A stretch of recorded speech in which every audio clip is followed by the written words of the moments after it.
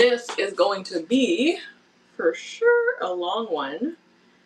Because we're basically making 3 things. Okay, let me open this up here. Hi, Chantal. Perfect. I'm also making a meat sauce, so I'm grating the cheese. See, that you're doing it the right way, where the sauce has like, because it's better the next day.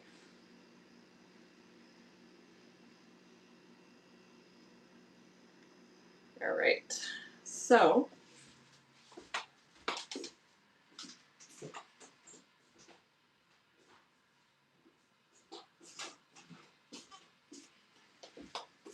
had my friend come over. We did kind of, I don't know if you guys have heard of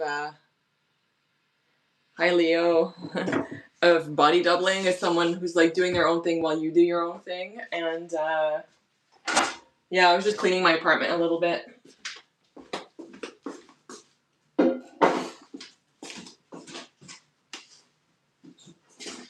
So we're making a ragu, and I'm actually going to use, I'm doing a full version instead of a half portion. So I think I'm going to need 2 Dutch ovens just to give me the space that I need. I'll put the lids over here for now. A very simple recipe, but it doesn't have to be. Also, how is happy Saturday? Hi, Carl. Happy Saturday. Is the audio okay, or is it doing that choppy thing? Because if it is, I can put my headphones on. Hi, Alex. Just gonna wipe this.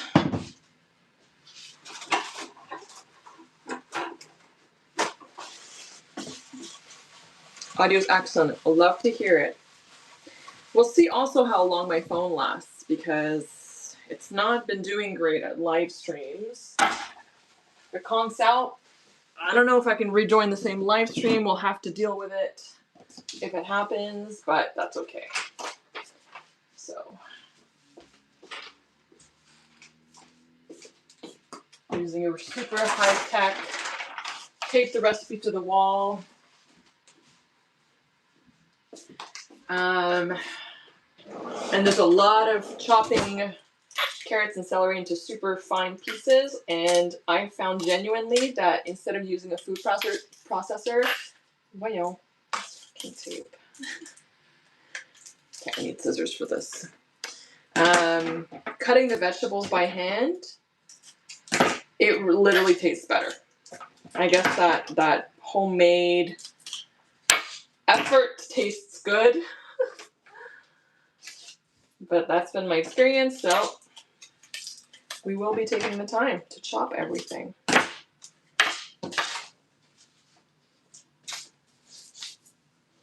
So that's going to be the first step. Butter, carrots, and celery. Okay. Carrots, celery, and onion.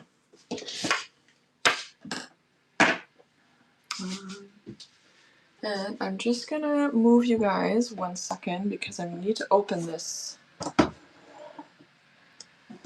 There we go. So I need access to some bowls. 1, 2, and 3. So that's going to be for the carrot, the celery, and the onion.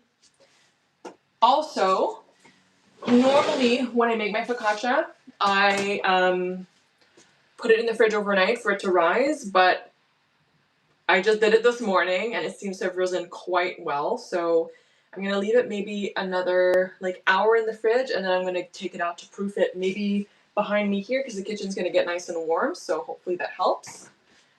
But normally I do it. The recipe calls for minimum overnight, 1 night. So this, I did go to the gym this morning. I didn't do a super intense session. I wasn't very motivated, but I was like, you know what? I'm showing up, and it is what it is. And I also want to make sure No, I'm gonna make myself a little garbage here. I prefer having like a clean bowl as a garbage, and then I'll use this bag. Perfect.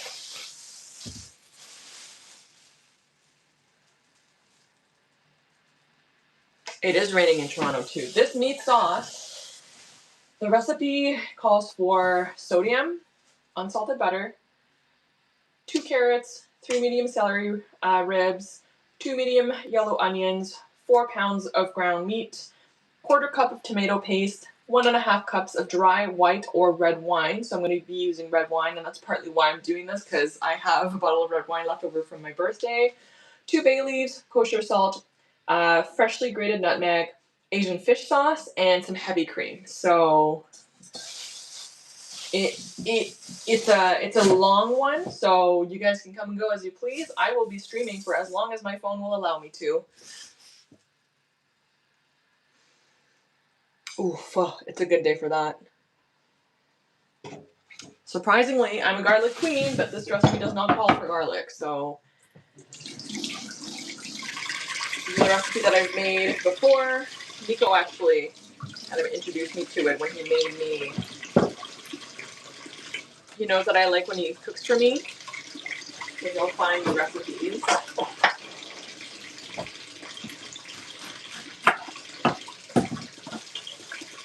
Go over here.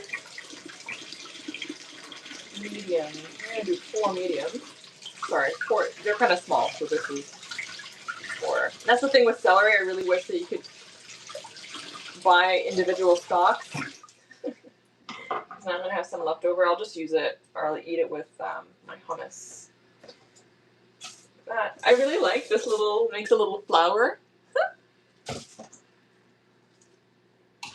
But yeah, it's a good day for soup. It's not cold, which is nice, but it's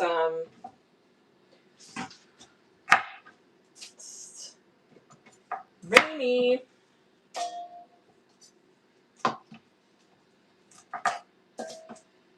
So this doesn't go there. Perfect. So this and some leftover. 1, 2, 3.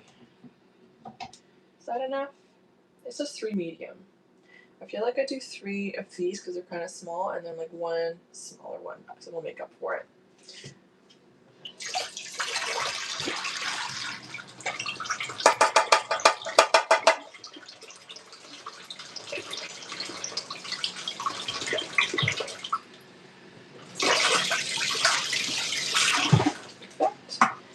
And then I'll cut the rest, put them in a container in water, and put them back in the fridge. So I'll use like so.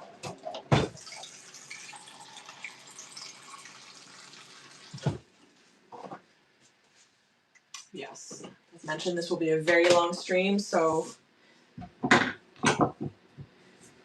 or hopefully. Come and go as you please. It even starts with a really long part here where maybe I'll bring you a little bit closer so you can see the chopping action. There we go. Okay. Peel the carrot with a crappy dollar store peeler.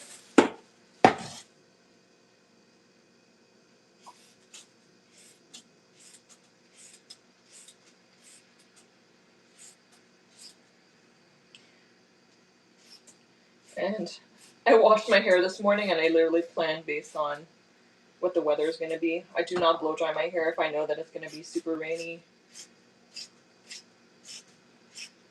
And unfortunately, the Bassett Bustle, I mean, it's still happening, but I'm sick of going and it being rained out, so I'm only going to go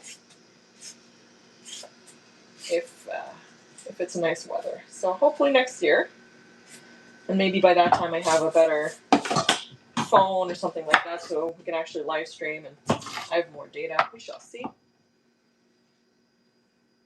Finished your lunch 5 minutes ago. I had part of my breakfast this morning.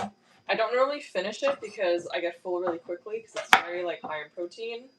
But then my friend brought me a protein shake, so I had a bit of that.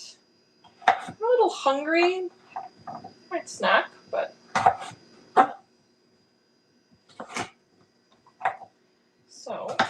should have just cut these lengthwise, but whatever. So we are going to cut all of this as little tiny as possible. I do not want to use a food processor because I do find it tastes better when you cut it by hand.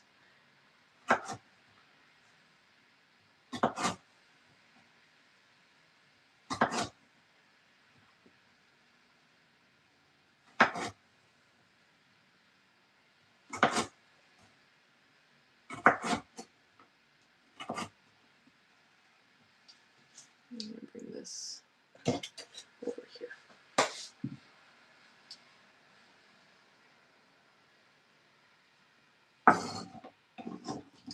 This I will put over here for now. This will be this.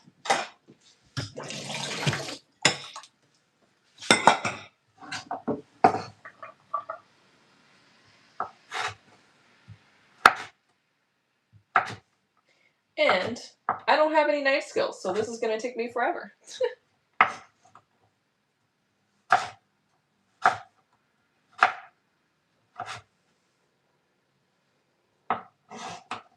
I feel like I should have some non-copyright music or something. Actually, you know what? I will light a candle. Let's get some good chill vibes right now.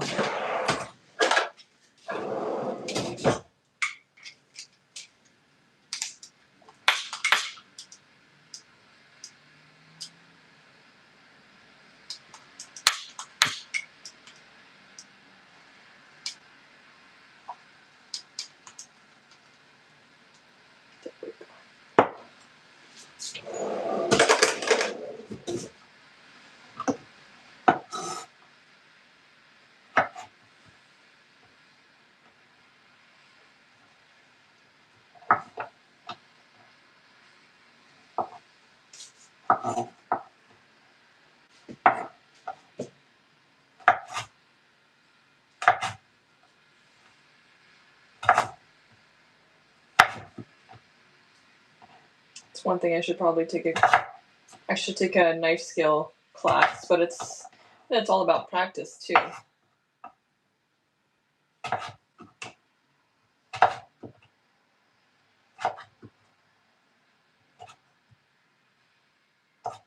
And this knife is not that sharp.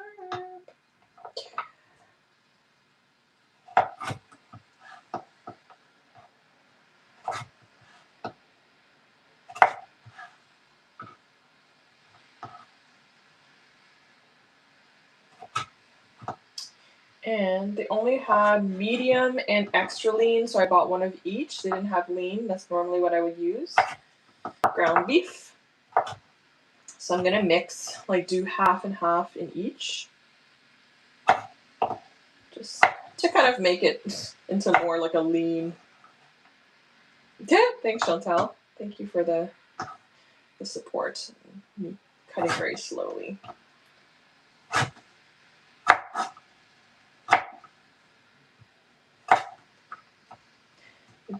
Normally for a live stream I would have done this before, but my friend was here and as I said, it's going to be a really long one.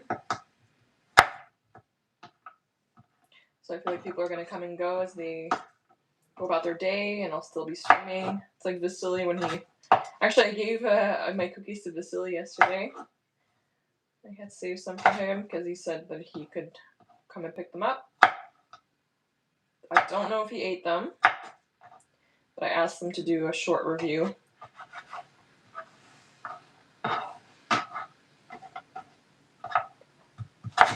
Thanks, Chantal. We don't want any injuries. And yeah, thankfully this knife, like, I know it does help when they're sharp, but it's not super sharp anymore. I haven't sharpened it in a while, so that's okay.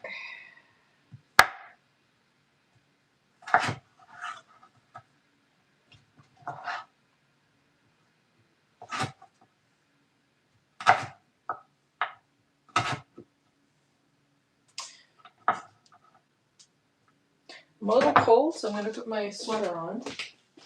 I'm sure that will change as the kitchen gets a little bit more. This is like turn the elements on.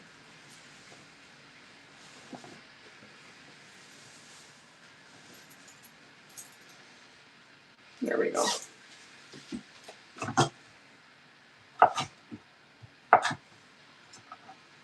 And we are in our pajamas today because it's that kind of day.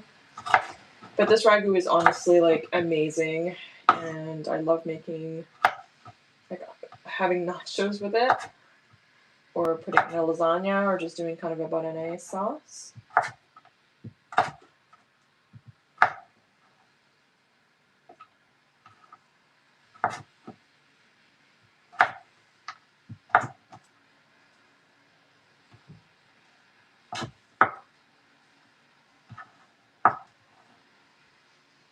Chop some of it here. I'm going to try to line them up.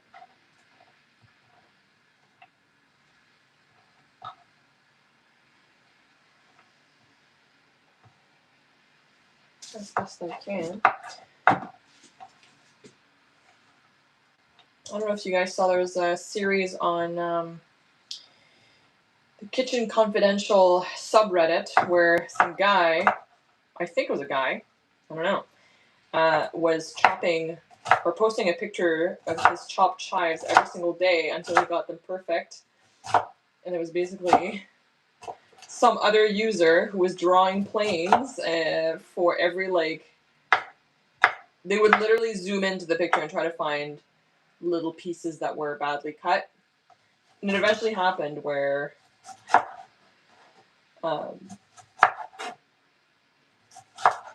they got it perfect, and they stopped posting, I think, or at least it wasn't as popular anymore. But that was very funny, just looking at Reddit, scrolling and seeing the posts and seeing the comments, waiting for that specific user to do their thing and find, and everyone kept commenting like, "See you tomorrow, chef."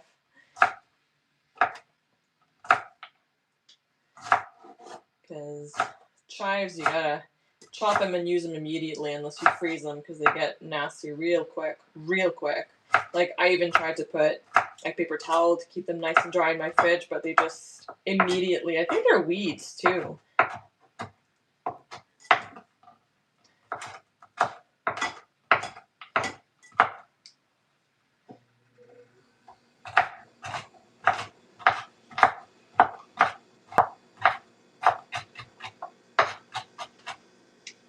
Do this, sometimes they fall on the floor.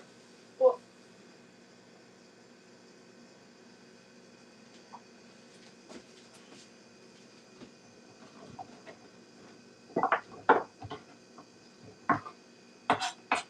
that'll be my little scoopy scoop.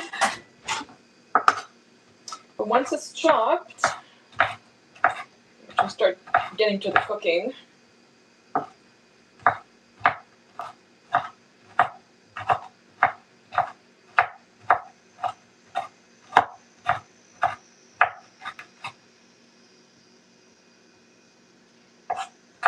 And then tonight, I assume Ken has a premiere, so I'll be able to eat my ragu, my lasagna, and watch the premiere. I asked him actually when he was going to do a live, because I didn't want to do this. Like, I was thinking of doing it yesterday so that I could put the ragu like in the fridge overnight and it's better the next day. But he was doing a live, and I was like, yeah, there's no way I have time to do it before he goes on live. What's good is that while it, at the end, it has to like thicken up, all the flavors blend, and that's when I can do my focaccia.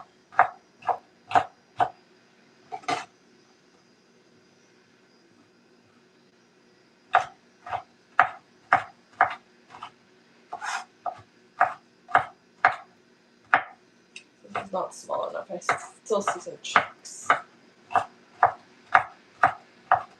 I feel like with the food processor, it's hard to get it like to the right size, because it's very easy for it to all of a sudden just become like mush, and I still want some chunks. And I want carrot puree, and that's probably what makes it taste better.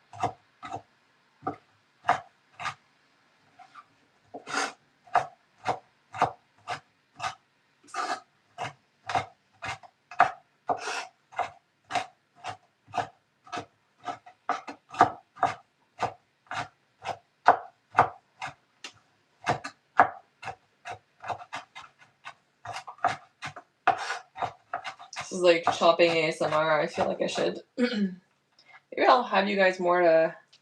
Let's give this a try. With this here. Have you guys more at a chopping angle for this one. I bought this for like less than $4 at the dollar store. And it seems to be like pretty good. And just. Whoop! No! This is what I wanted to avoid. Because I got like under the cabinet like little lights that I bought on Amazon. There we go. Okay. So bring you guys over here.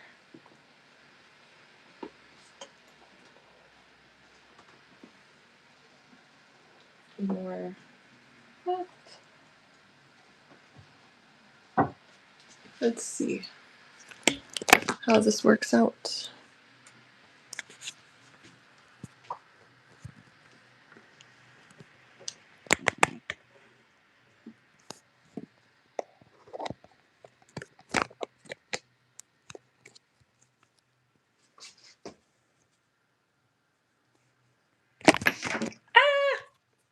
Here's the chaos. I don't want to press on the side buttons. Okay, like that, and then bring this over here.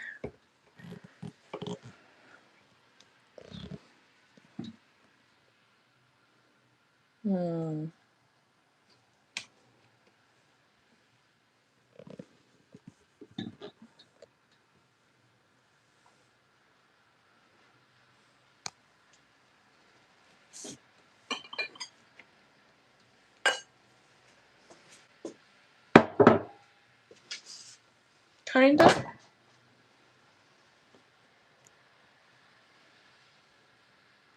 But it seems to be kind of upside down.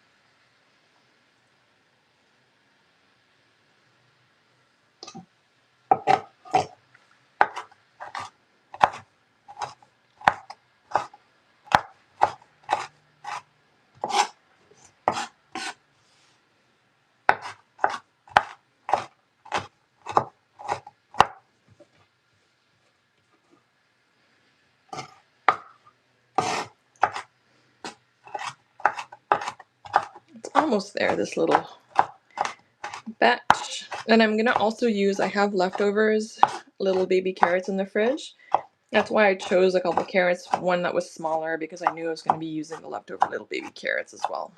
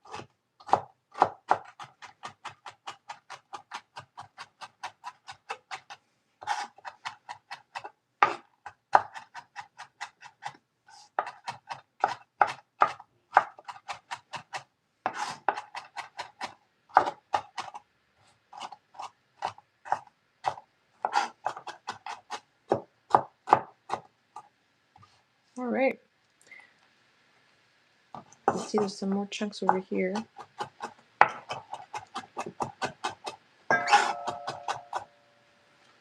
There we go.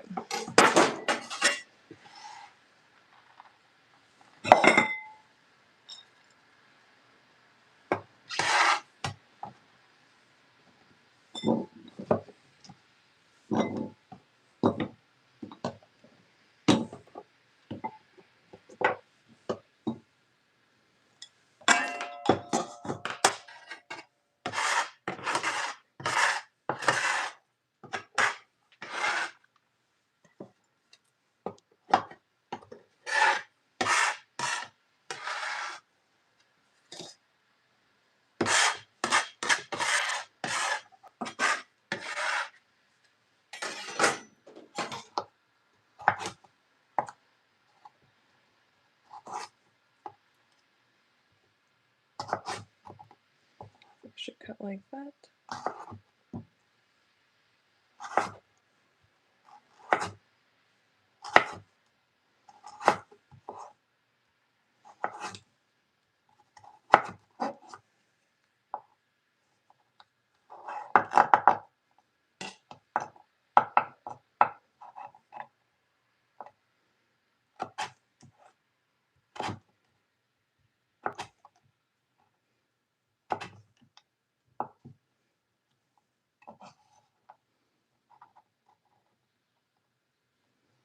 Well, Alex, it's kind of relaxing for me, and the end result is really worth it. But if you prefer, you can always use a food processor, and then this part would already be done.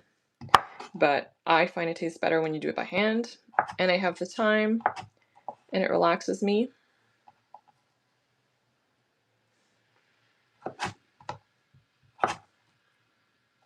the ingredients, I mean, it's not a long list, but this,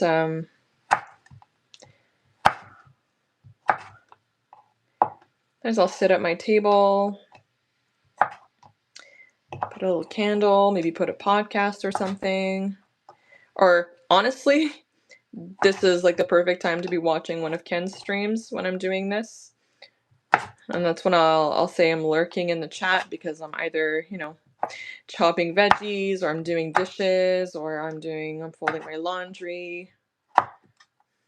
So yeah, that's kind of why I really like the kind of long form content.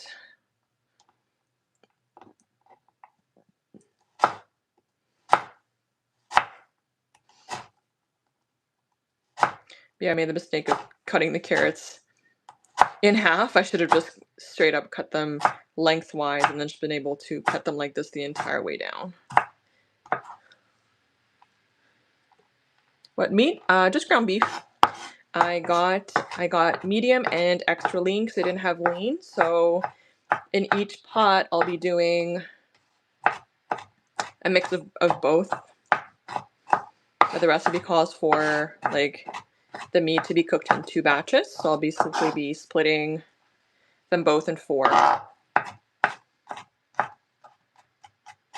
I think we've tried using a mix of beef and pork before, and we didn't like the flavor as much.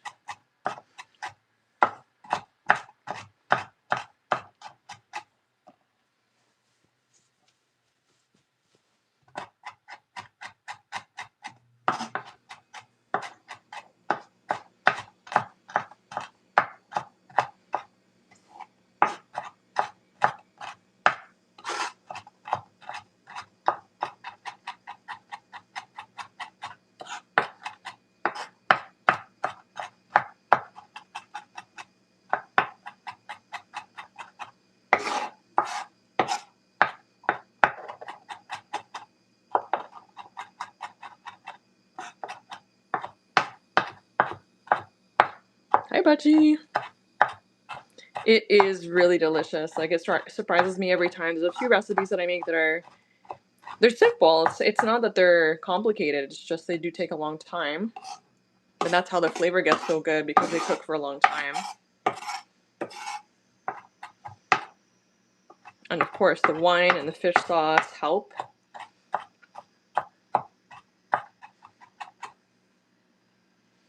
And in the meantime, actually, while we're chopping, just to give you guys a little bit more excitement, I will show you how I do the second proofing of the focaccia.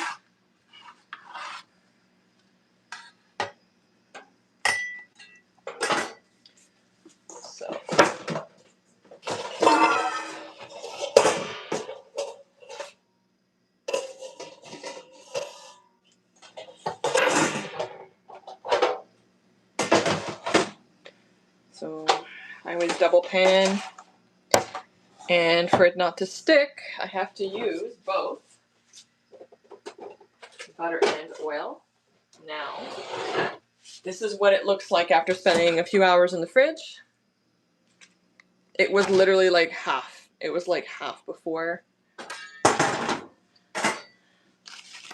So step one, take a bunch of butter. It's all over the bottom.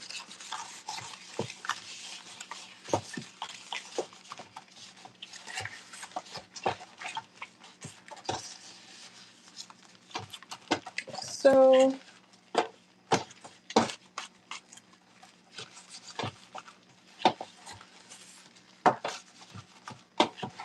lots and lots of butter, and this will help it release. You guys will get to see it. And olive oil.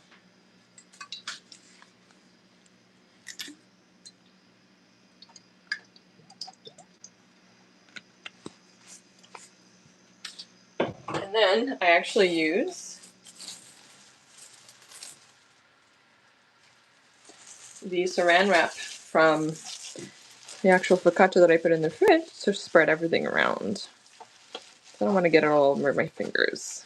Perfect. Then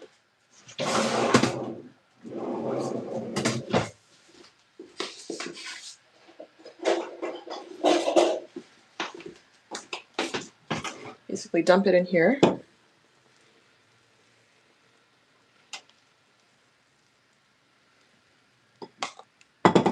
Use my right hand. Get everything.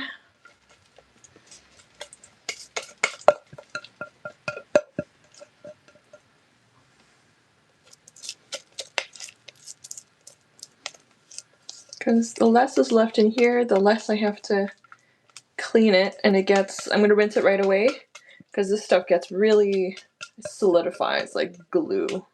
Like papier mache, where it's like, it's literally flour and water. So with some yeast.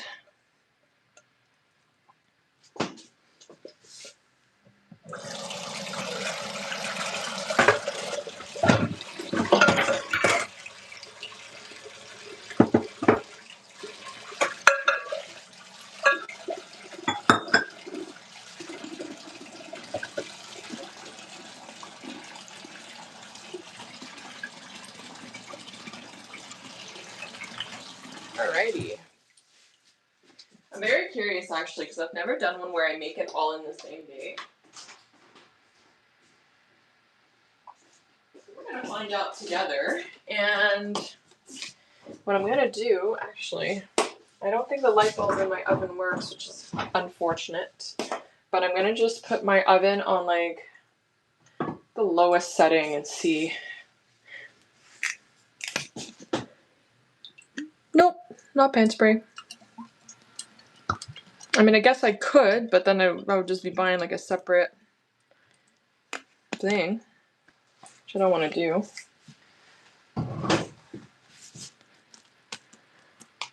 And just spread it all over so that the top doesn't dry out. Alrighty. And now, my oven's lowest temperature is 95, so let's see. Let's see how that goes. We'll just have to watch it, keep an eye on it, and see. Alright, and back to the chopping. Yeah, Chantal, I would say, like, I don't want to also buy pan spray. I would be buying, like, spray olive oil. But it's just another expense. I feel like they're quite pricey because the whole can situation.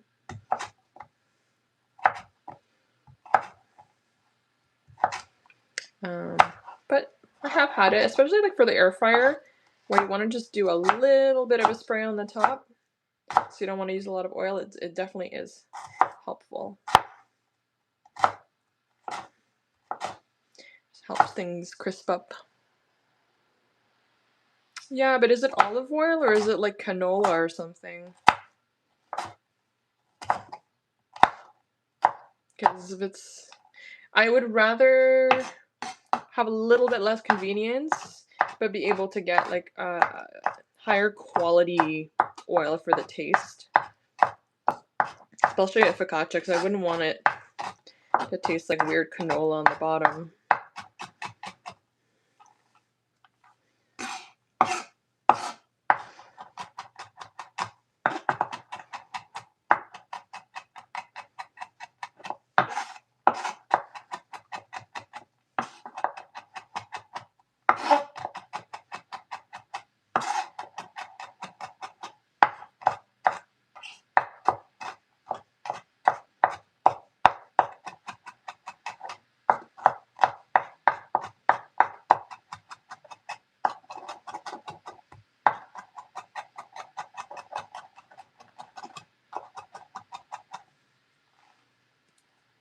I used to make a lot more like fries in the air fryer, or like sweet potato fries and things like that, so, but I don't find myself doing that so much nowadays. I'll cook squash. I will cook potatoes, I just don't cook them in a way that it really matters if they're super crispy. There we go. This is nice and fine.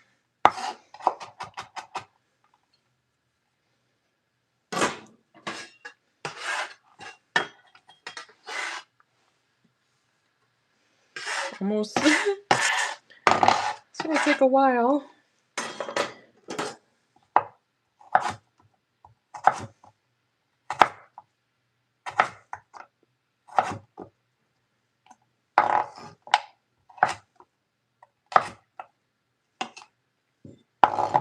Oh! Flying carrot.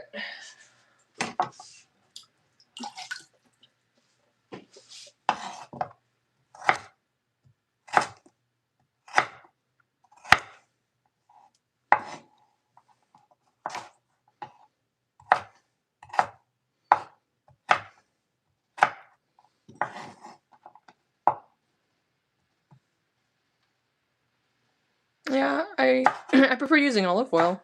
I like the flavor. I mean, it's not necessarily about convenience all the time. So a lot of cooking is about the quality of the ingredients. I do have canola oil. Canola oil I use to season my cast iron skillet because I don't really care so much.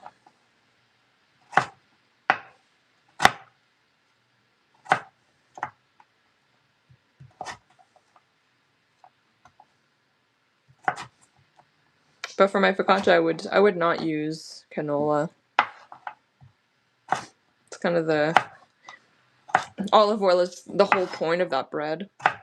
And I get an olive oil that has a stronger olive oil flavor.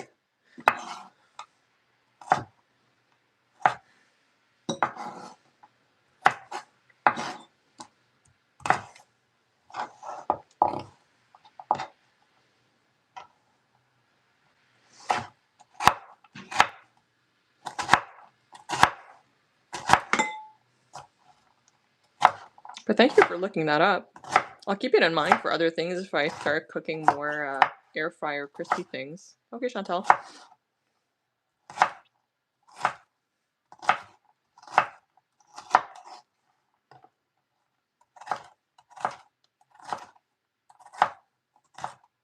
Actually, I might open my oven a little bit just so that I can... Yeah, I think that's too hot. I'm gonna turn it off. I'm gonna cycle it on and off for the proofing of the focaccia because I feel like 95 is still way too hot. So I just switched it on, I switched it back off, leaving the door open. It'll warm me up too.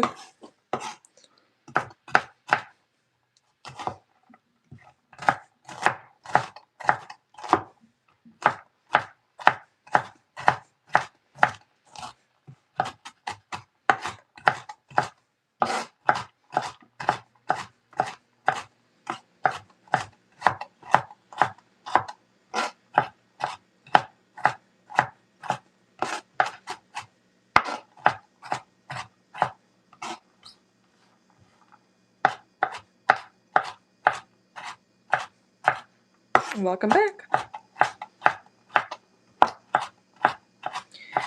So what everyone's dinner plans for today or other plans during this rainy day? As mentioned, my original plan, as you guys probably saw, was to go to the Bassett Bustle, but disappointingly, it's raining again. This is the third year in a row that it rains. Whew, the cupcakes. How are you going to ice them?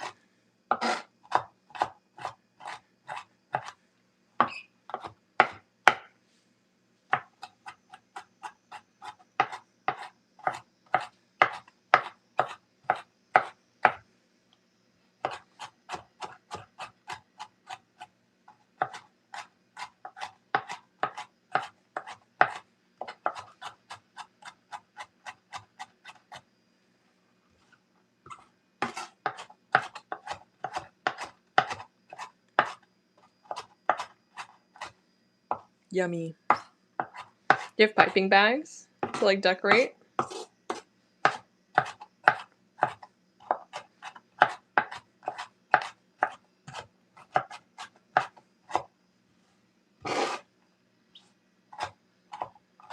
Yeah, that's always the hardest part for me, letting the cake cool.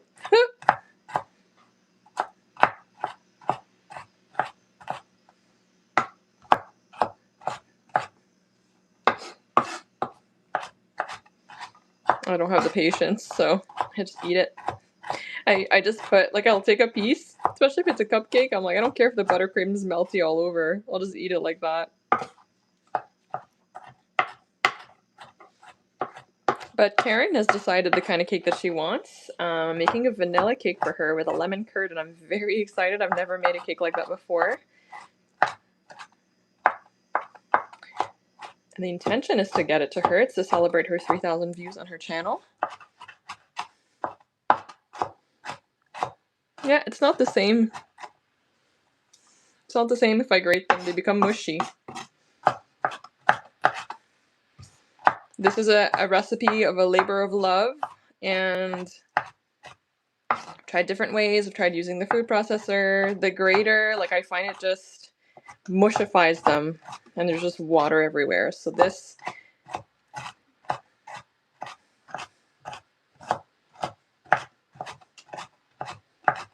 But thank you for the recommendation. If you make the recipe, you can go right ahead and make it however you'd like. Hi, Vasily.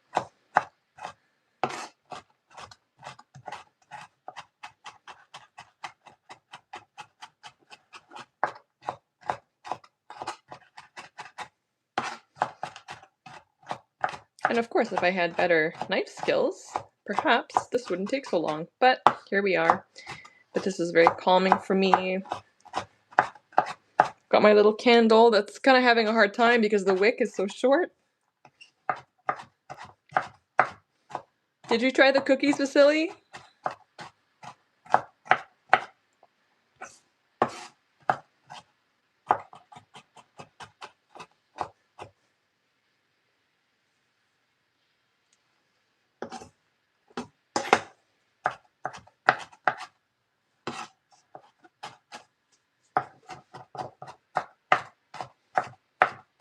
Let me check on the focaccia. Oh yeah, she's happy.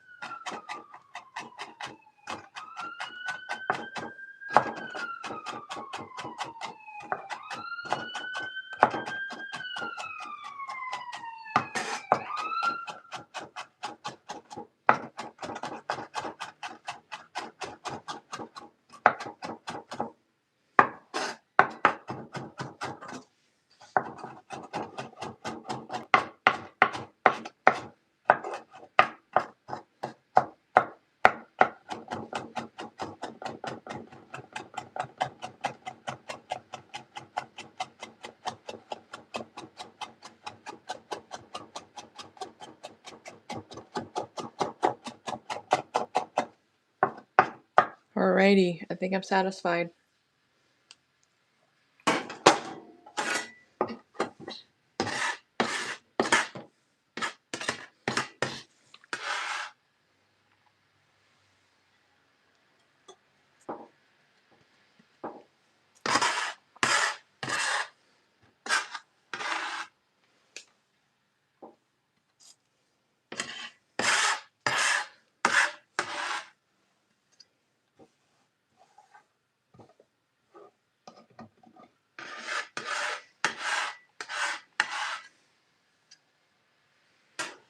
All right, moving on to the... It is live.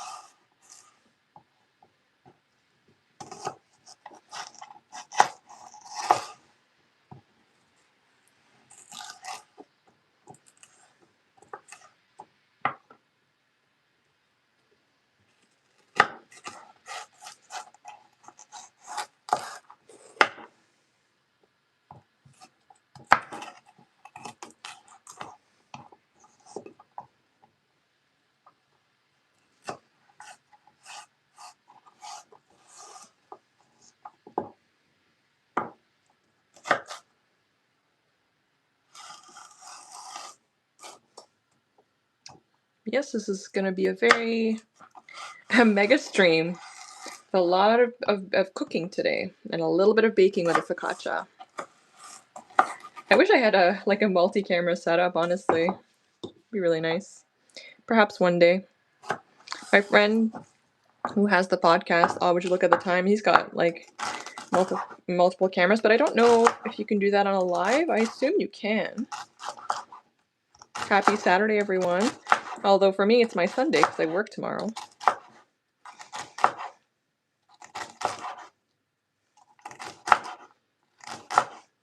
See, this is what I should have done with the carrots. Just like slice them all lengthwise in one shot and then... But you live, you learn. I don't make this recipe very often, but I'll keep them in mind for next time.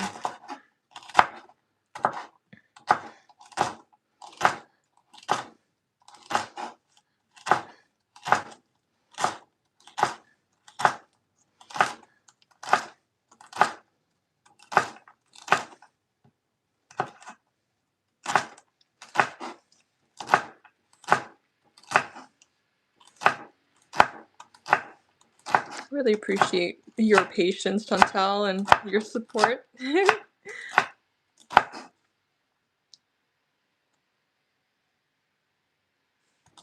Yeah, I think budgie depends. Like when I get to the next part, I might switch it up.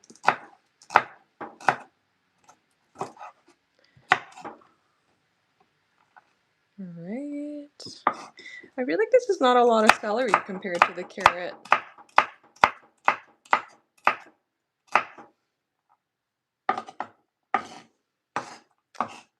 I'm gonna do one extra stalk.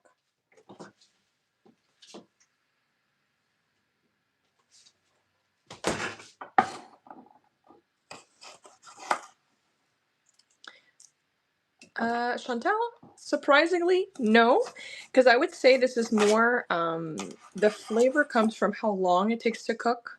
So all the ingredients merge into each other, and I was really surprised when Nico made it for me the first time, and I believe he made a lasagna, if I'm not mistaken, and I was blown away by the flavor.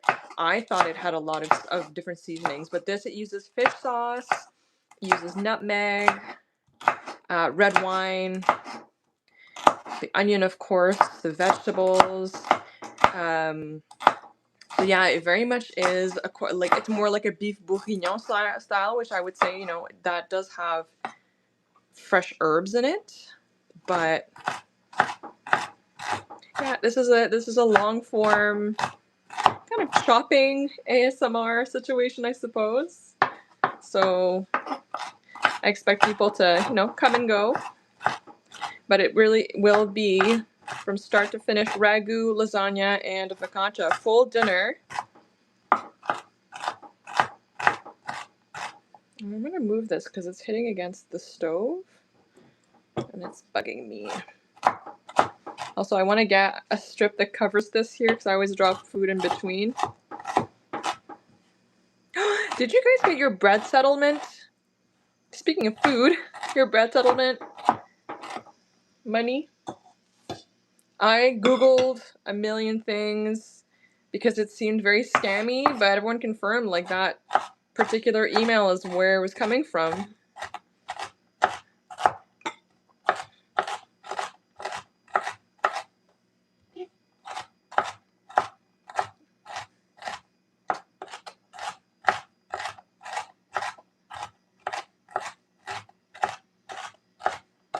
And also, what I'm excited to report is that the lasagna will include this parm directly from Rome that my flight attendant friend brought to me.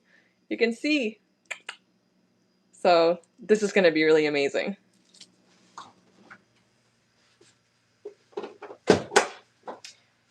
Yeah, I found this meaty lasagna.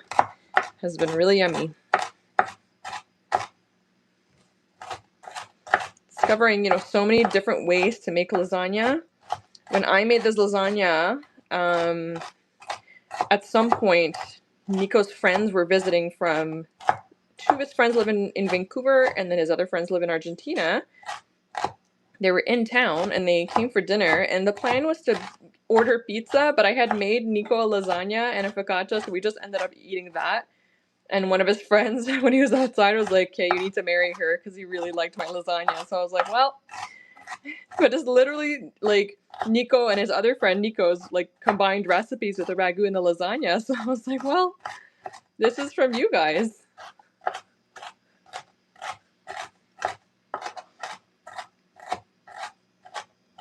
It is expensive, except when you get it from somewhere else, when your friends bring it to you.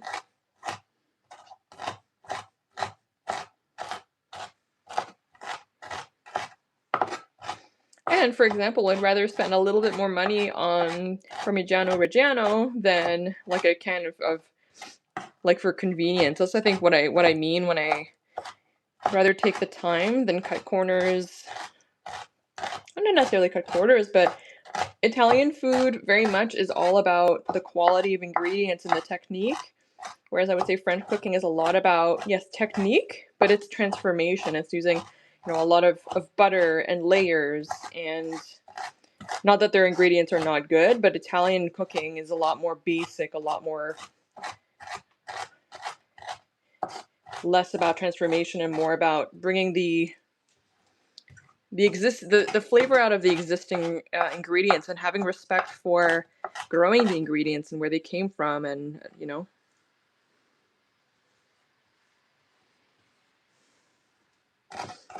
But I think if we check, see over there, it's like for this chunk, €8.57.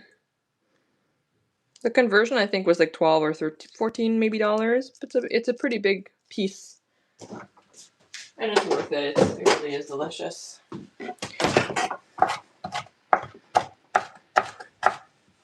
But for example, like vanilla, I made the same recipe of blondies twice. My cookies and cream blondies. And the first time I made it, I used like not a premium vanilla. And the second time I did, and there was a world of a difference. So that's actually another thing that I'm going to be doing. Probably in a pre-recorded video where I'm going to be experimenting with making my own vanilla.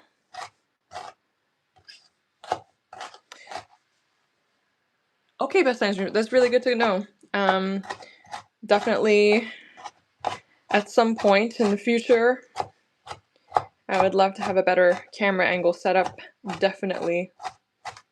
Instead of having this chaos switch every time, I want to switch the camera angle.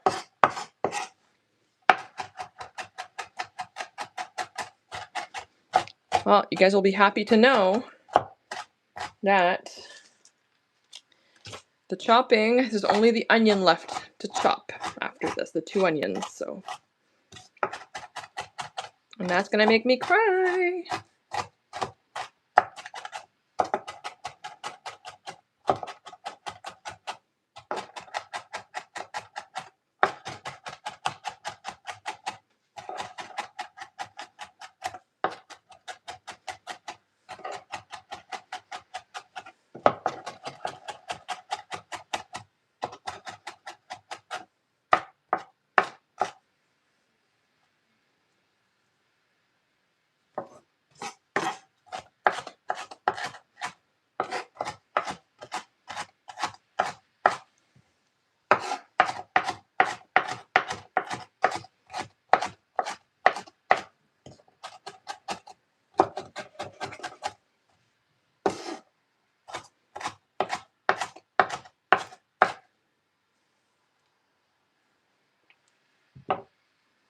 Alrighty.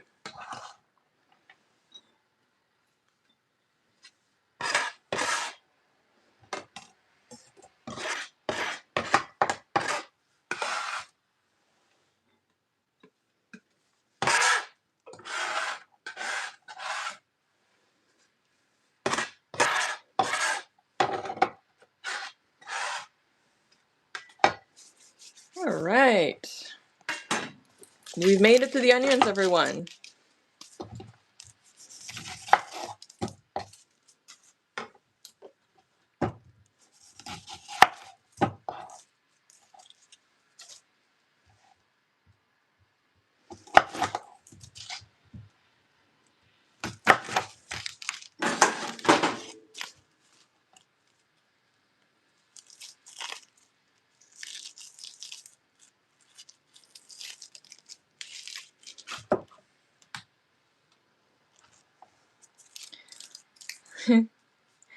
Thanks, Alex. I remember yesterday you made a comment about Ken's live streams that you enjoyed them. Like they felt like they went by fast because they're good.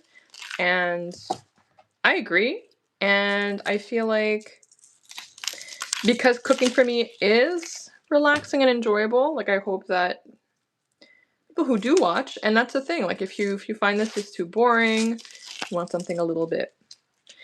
I mean, I would say like Ken it's a very relaxing, like long form, not too much action, but you see a little bit of the city and what's going on and a little bit of Ken's commentary and learning about him as well. So it's very, very calming, very soothing. I'm going to start with this. I would say like the migration of some of his, well, not the migration, but the sharing of some of his viewership to another kind of long form thing makes sense. It's people who still have an attention span, you know? Unlike myself. Which is why a lot of the time when watching Ken's streams, like I am doing something else.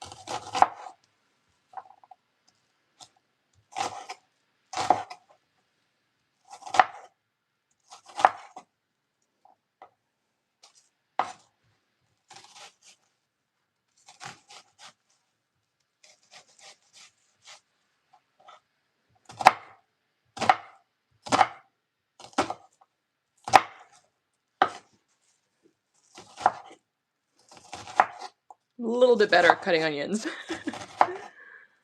I think with these there's a little bit more of a pressure to be quicker because the longer you take, the more you suffer.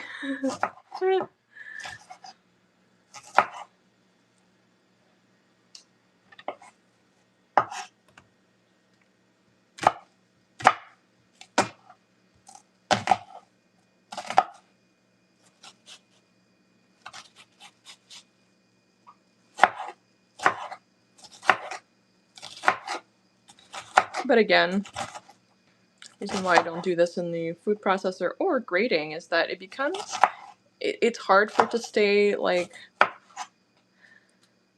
it gets really mushy. And this recipe, in order to get the browning and all of the flavor, you want to not have too much water. Oil is different. Oil crisps. Oil spreads the heat. But water does spread the heat in steaming, for example, but you really want that browning, which is why the recipe calls for 2 separate cooking times. So you would start with the carrots, celery, and onions. You cook until translucent for about 6 minutes, and then you add half of the meat at a time. You do half of the meat for 15 minutes, and then you add the other half to give that that first batch of meat some time to brown a little bit, bring some flavor, get a little bit of a fond at the bottom of the pan, so that when you deglaze with the wine, all of that flavor and kind of roast will spread throughout.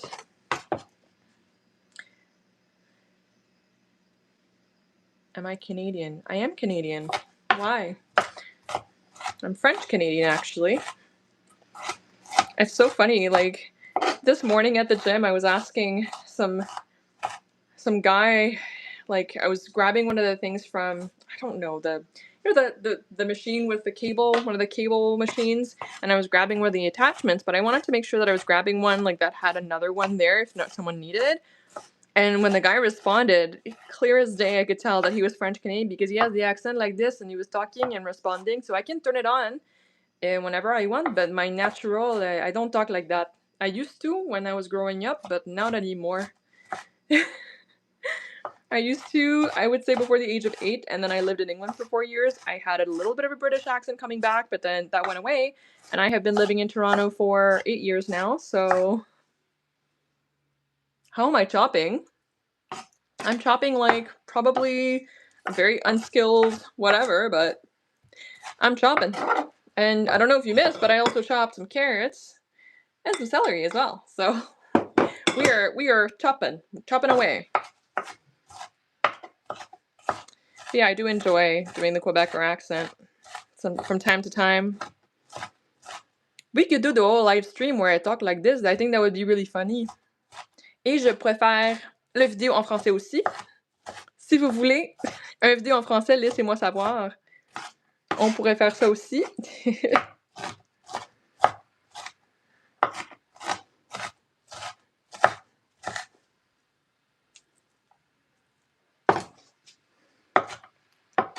But and Alex, eu falo português bocadinho, mas eu tenho o sotaque from the Portugal. I don't have the Brazilian. And with Nico, we've been speaking Spanish together more, and I really appreciate all of his patience with me because what will happen is, like, I'll say something in English and I'll look at him and wait for him to translate it for me, like. But, you know, in the middle of a conversation, obviously that's tough to do, and it does take a lot more energy, and it's harder to communicate that way, but I'm like, this is the only way. It's really important for me to learn because I don't want his friends and family to feel like they will always have to speak English around me, and it's so good for your brain to learn another language. And it's the perfect opportunity, and, like, I feel like I will learn extremely quickly because I keep making the same mistakes, and then I keep learning how to say the things that I want to say.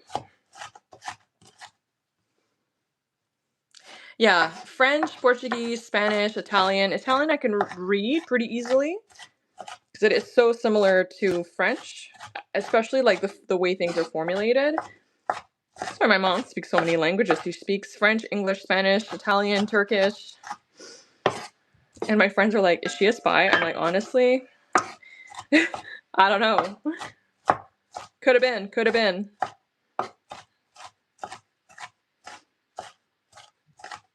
It's good for your brain to forget English. Yeah, honestly, on days that I'm tired.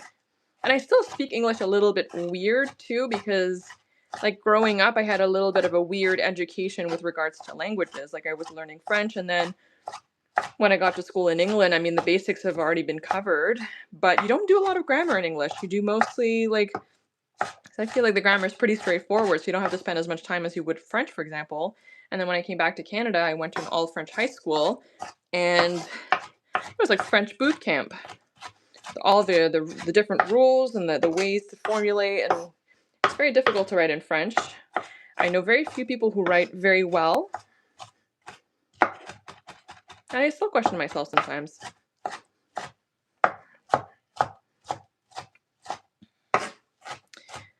So yeah, we can continue the stream with but I find my voice changes when I do this accent. Sometimes the accent comes out, like certain words, and I struggle with words that are French but are said like in English. For example, charcuterie. it's charcuterie. And so, like, I don't want to seem like I'm trying to say it like I'm telling people how to say it properly. It's like flat out, it's easier for me to say it in French. And then mix in the British accent too for a while. So Adidas, they say it, how do they say it? Or no, it's das in French. So it's things like that. I sound like an older lady when I talk with my accent. Maybe I do. Yeah, I get what you mean, Chantal. I get what you mean. I actually sound like my aunt a little bit. She totally has an accent. Like, she's fluent English, but she still has a really strong accent. It's also very interesting. Like, Nico's accent when he speaks English, you can't quite tell. Like, he doesn't sound like most Spanish speakers do when they speak English. He has a very interesting accent. And I think it's because, I don't know, he's just better at pronunciation, maybe?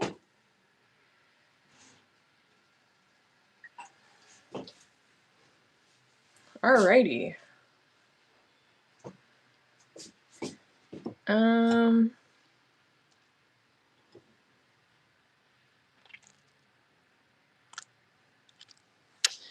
Alright, I think that's a carrot, celery, onion. Alright, we are done the chopping. So I'm gonna put you back maybe here.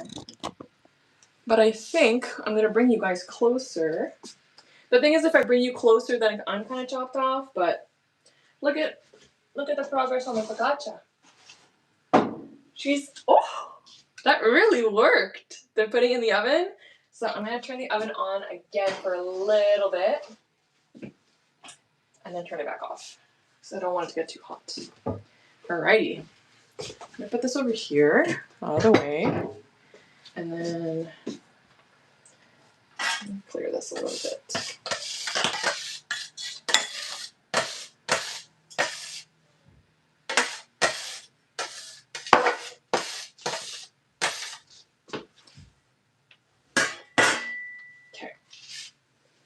Problem is, though, with this, okay, I think that's enough heat, and then I'll kind of cycle it on and off.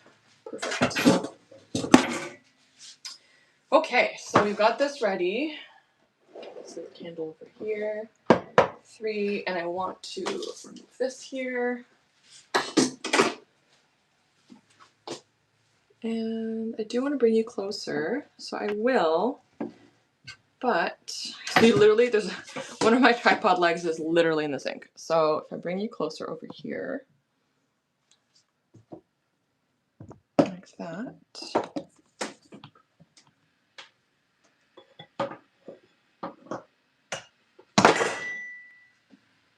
Like that. And then we have to be a little bit more from above, like that. That kind of works. But then you're like bird's eye view. So maybe I'll get the back leg now in the sink. There we go. That's a little bit better. That works.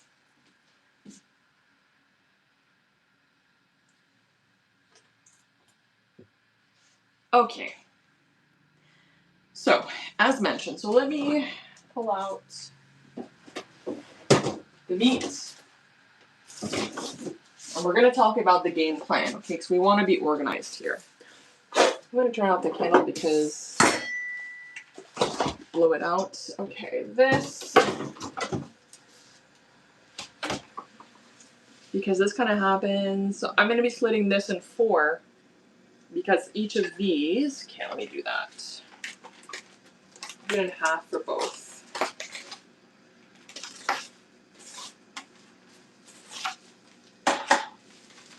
It's worth making. Nico and I sometimes would make a half batch, and I'm like, it's so much work, and it actually reduces so much that it's better to just do a big batch, all in one shot.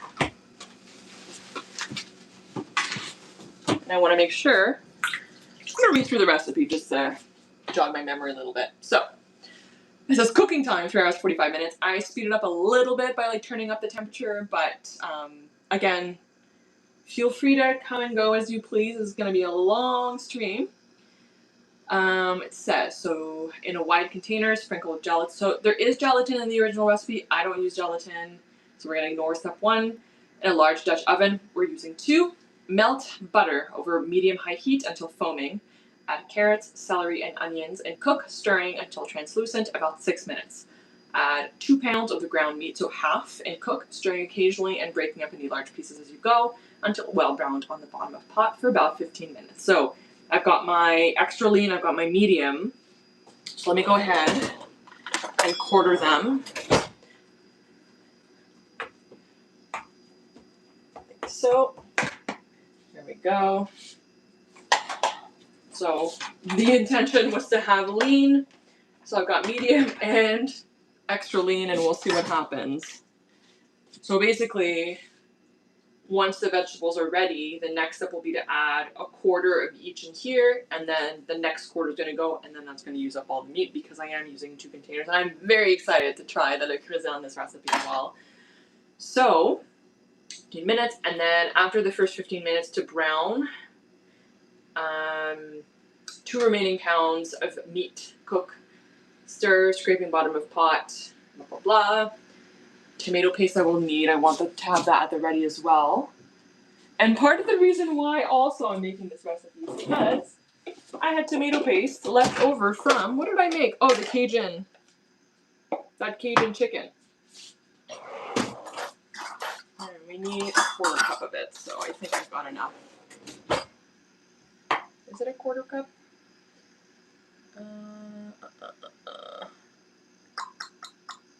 Quarter cup, yeah. So basically, it's going to be a quarter cup or an eighth of a cup in each.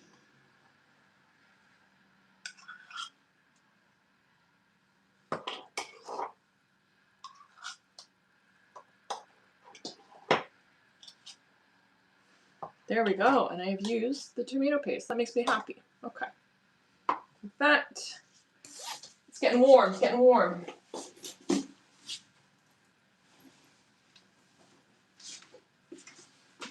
So, okay, we're gonna be adding, okay, blah, blah, blah, and then I'm gonna need bay leaves too. If I'm mistaken, they are here. No, they're in here. Parsley, black peppercorn, cinnamon, cumin, and bay leaves. Gorgeous. Got my bay leaves ready.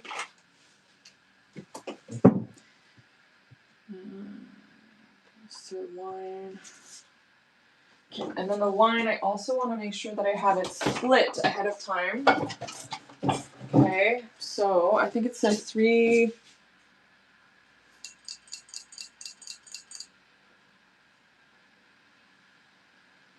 How much does it say? 1.5 cups. 3/4 cup. Okay. That's it. Alright, 3/4 cup each. Ooh, it smells really nice. It's a Pinot Noir. Oh my goodness. And then I will need this 3/4 cup. Like so. I'm gonna let it decant on do its thing over here. So this is perfect because as like all of the active steps are done, next up we're gonna actually take care of the focaccia. So that's gonna work out really good.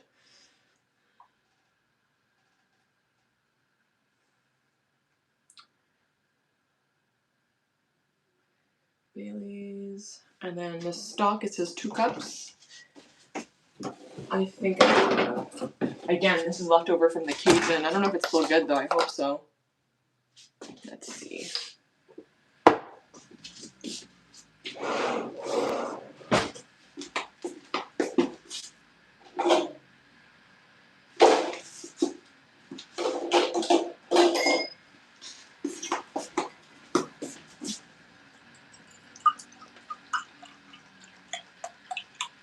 perfect. Okay, that's still good. Love it. I'm gonna put it back here. Also, Nico said he was gonna bring dessert, and I was like, I got cookies. Locked and loaded. Alrighty. Okay, well, I guess we're gonna get started. So this, I'll do like a 6. And this one, I'm gonna do like a little higher. Alrighty. This, my little garbage, I can put it over here. Set out everything that I need. This over here, this over here, this over here. And I'll add the butter now so that I have a good idea. The butter, I do not measure. It says 3 tablespoons, so 1.5 for each. That's a pretty good chunk. There we go. All right.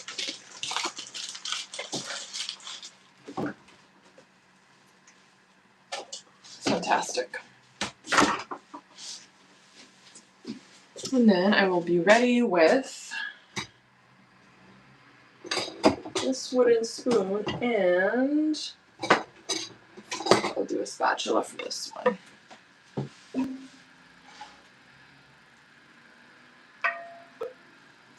And it says wait until it foams. My culinary skills, I mean, you must have missed my chopping skills earlier. You're icing your cupcakes? Oh my gosh, Chantal, you should like share a picture or something. I want to see what, like, I'm very curious.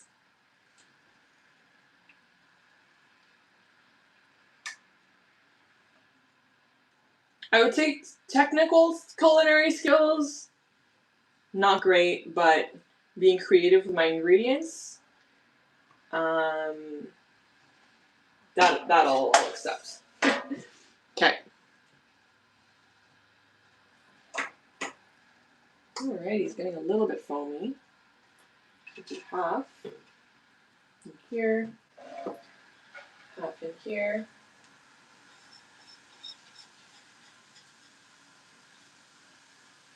Oh, it smells so good. Warmed butter, insane. Half the celery in here, half the celery in here. And I kind of hope that the weather clears up a little bit. Did you find my friend was saying how it just got green all of a sudden, and I do remember, yes, like it was budding for a while, and then as soon as we got some heat, the trees were ready to go.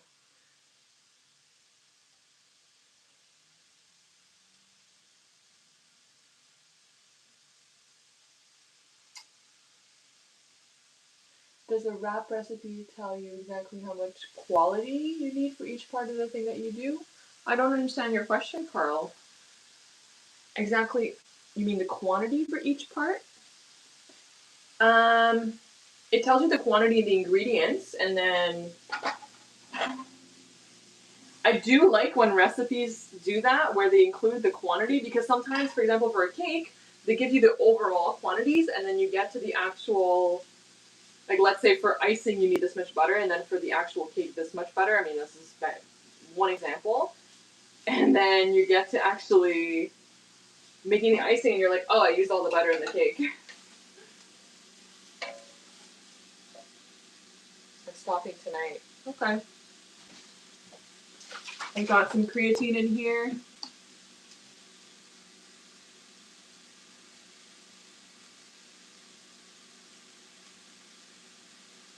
The quality of the ingredients?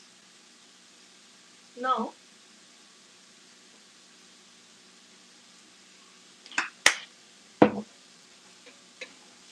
Not the quality, but the quantity. I guess the quality's up to you and your budget.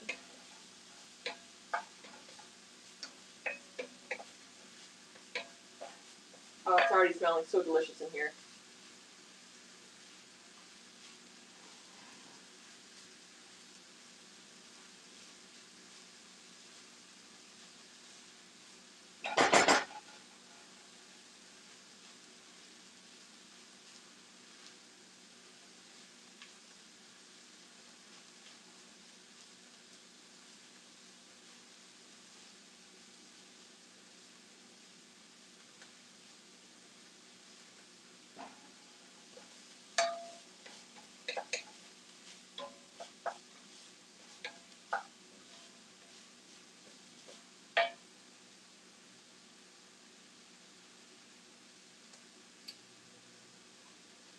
Oh, the quantity. Yeah, so it shares the quantity of the ingredients in the ingredient section, but it doesn't do the quantity and the directions, which I find is always really helpful. So I do have to go back and refer to the ingredient section to go find how much.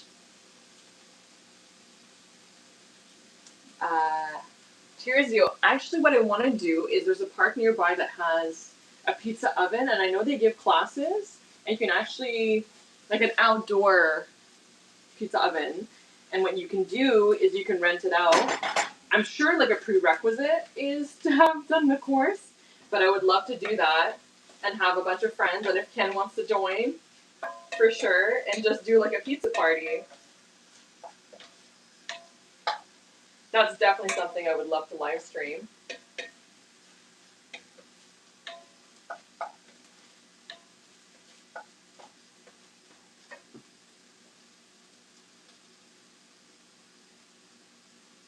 Have I ever eaten acai? I have, but like not just the fruit itself. Like I would say it's been like as a drizzle or in a smoothie, or like not the whole fruit. Interesting. Well, Carl Roth, this was gifted to me by Nico for my birthday. And this one, I think my mom got it for me, but like you can find them at Winners. There is like Kitchen Stuff Plus. There's Amazon. Like there's so many places. I gotta look this up a little bit more.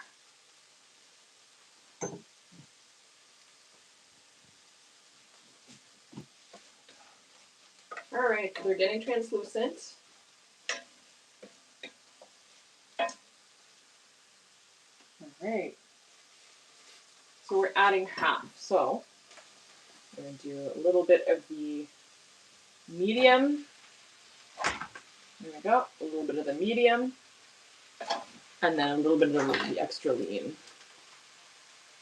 So this is to make sure you're not, if I understand correctly, we're not overcrowding the pan so that you're able to get that browning and that flavor started. So I don't want to move it around too much, but I do want to crush it up.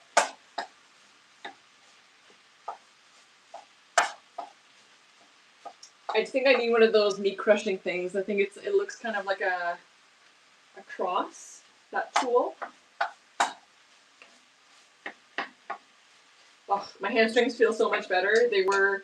I have not been keeping up with my stretching, which is stupid because I'm going a lot harder in my weightlifting at the gym, and my hamstrings, they have been tight generally. Oh my gosh, they were so tight. There was a knot yesterday and I was trying to get it out. Whew. I was using a tennis ball and just like rolling it around. It feels a lot better today. Alrighty, like that.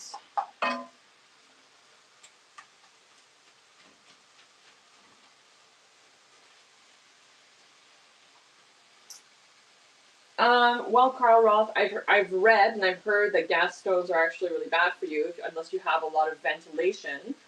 I think the industry or like the cooking standard is that gas stoves are a lot more like responsive, and so you get to. But I think a new one that's kind of coming up and that's becoming more popular is induction. But yes, I would say gas scares me, but I prefer it. I would love to have, again, I'm scared of barbecues, but I love barbecue flavored everything. So I wish I had a grill. But I would get Nico to turn it on for me because the whole propane tank situation, I ain't trusting.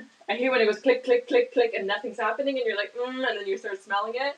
I just turn it off, walk away, try again later. I do not want to get something blown up in my face. Turn this up just a little bit to encourage that browning. So that first step with the vegetables, they said 6 minutes. This step, it says 15 minutes. And when Nico's cooking this recipe, he times it. He really loves to go to a T.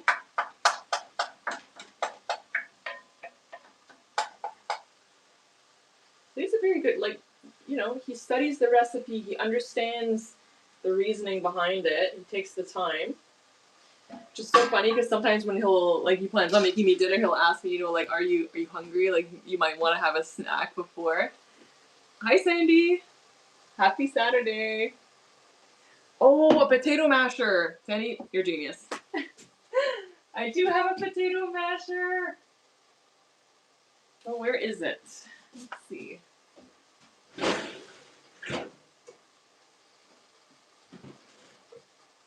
The other thing I will be making on a live is this potato ricer I use when I'm making my gnocchi.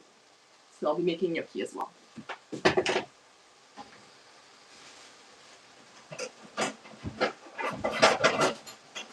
Would you look at that?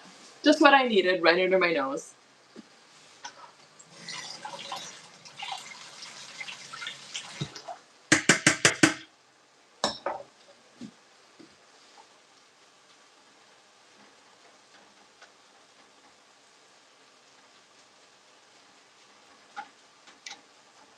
Well, let's see. Let's see it in action.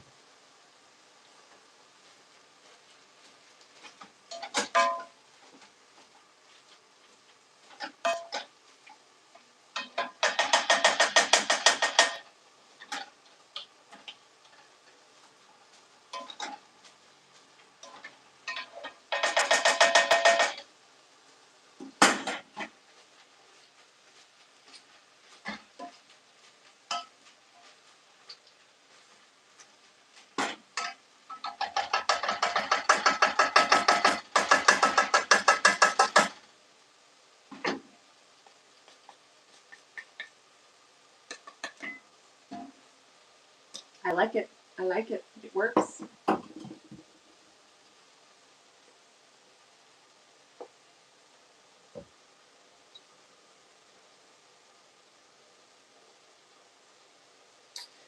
Carl Roth, it depends on what I'm cooking. I do have like stainless steel that I will use for, sometimes I make my pasta in here, my pasta sauces. I also have a gorgeous cast iron skillet that my mom found me at an estate sale. But I do have my non-stick, which is not super non-stick anymore because it's quite old, but for like my scrambled eggs.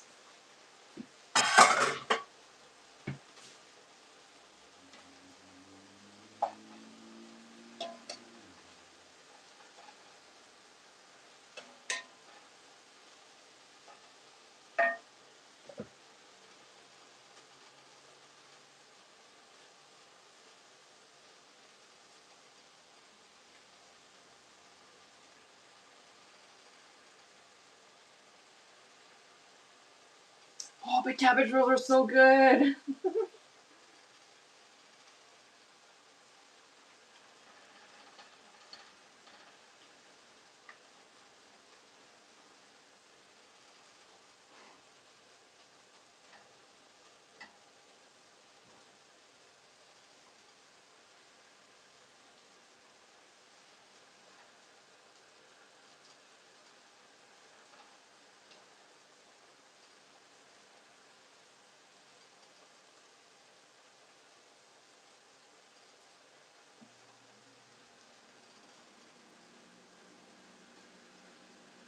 Alrighty, I think it might be time for the other half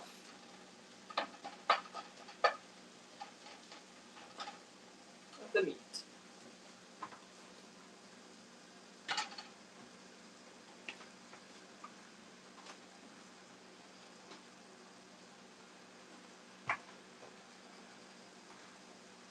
Again, I bought medium and extra lean. I'm doing one of each because there's no way. I mean, I think I have made the recipe in this one Dutch oven at some point, but oh my gosh, honking. It's cramped. Like you can see, it's already pretty full. And this lets me know that I can make a half portion in my Le Creuset, which is lovely.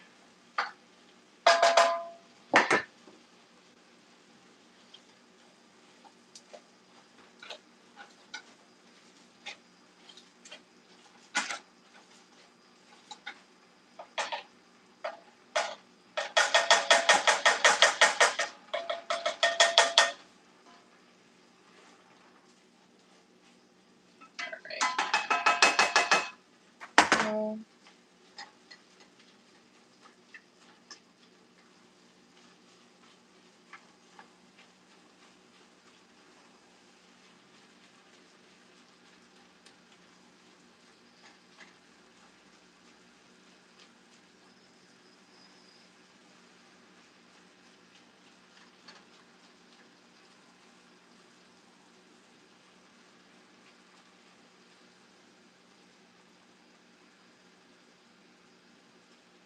Ooh, caraway, you know, in rice. Or cardamom. Cardamom in rice.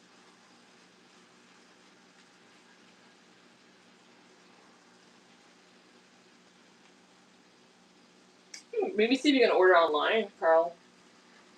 I feel like maybe Amazon or, I don't know, Instacart.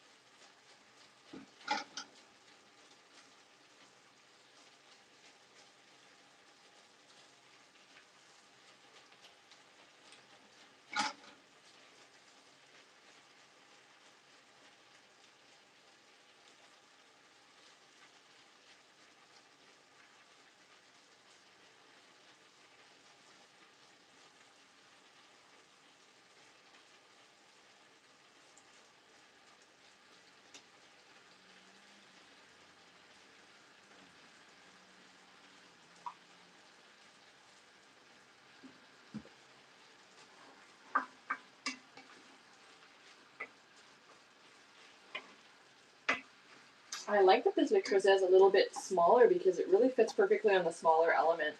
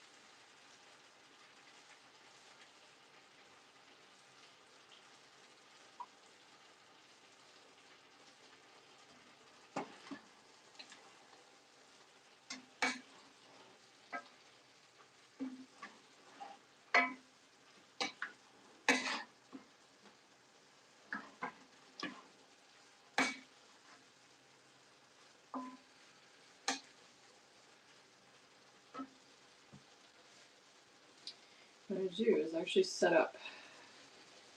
Oh, so I'm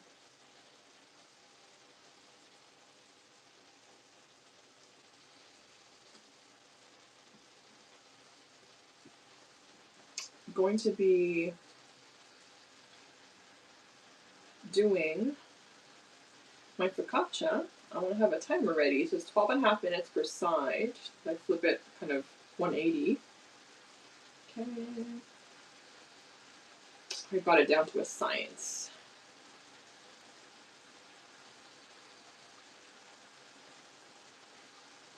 Beautiful.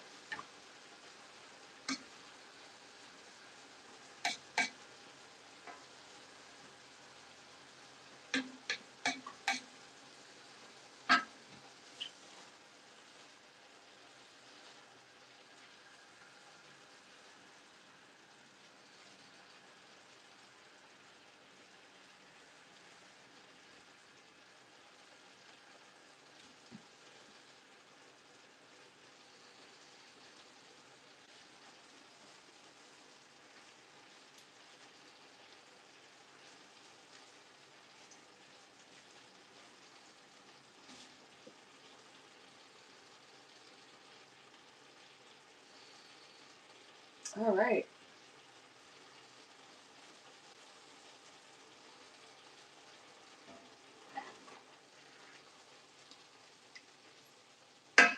Seems to be time for the tomato paste.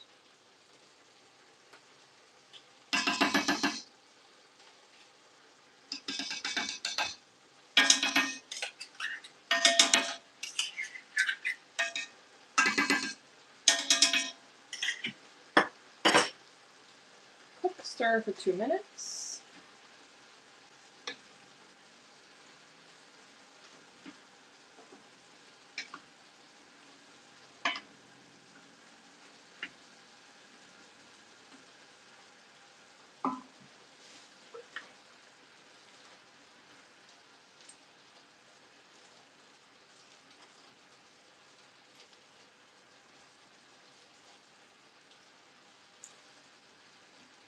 What I might try is having you guys, where did I put it? This thing, having it high enough that maybe I do it like that, or if I do even higher, maybe one day I'll try that angle. What I mean? Know what I mean?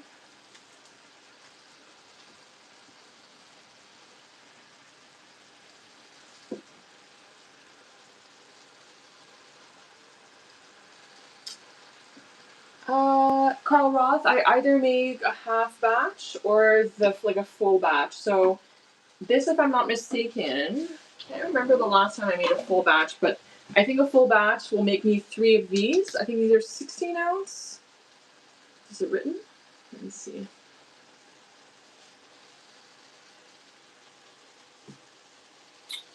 It doesn't say, maybe 24. Anyway, I think it makes 3 of these. Or hopefully more, but you can freeze it. So I'm just making a big batch. And then I use whatever I need. And I freeze whatever I don't. So that's basically. Because it takes so long, now I think I'm going to make a big batch every time. Because it only gets better after being either frozen or refrigerated.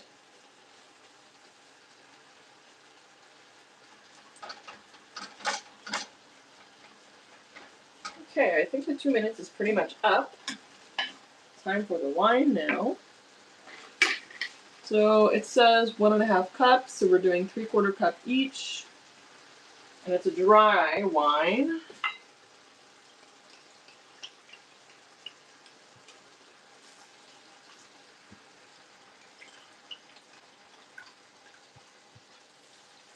Doing a Pinot Noir. And always recommended to cook with a wine that you would also just drink because it has to be yummy, right? Yes, chili, sloppy joes, and nachos is definitely one of the things I'll be using. Okay, stir wine until like the raw alcohol smell has dissipated. So.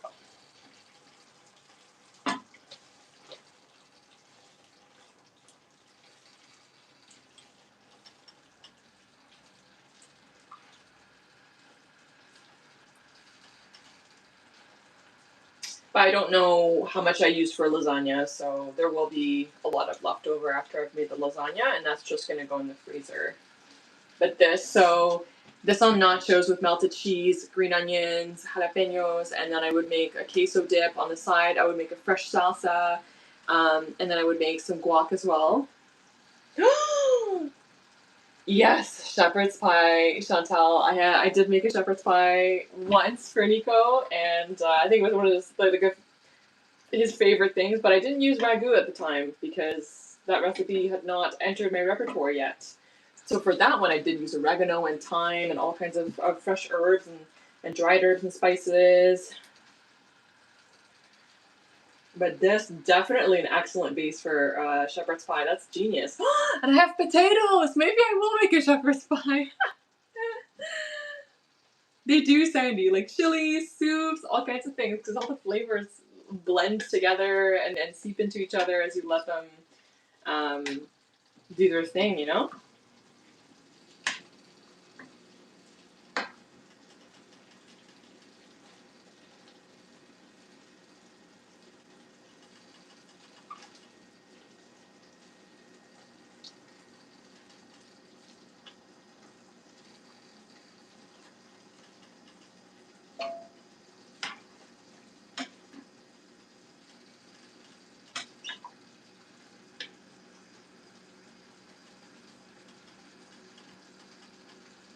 Ooh, a sweet potato shepherd's pie. I might just have to try that.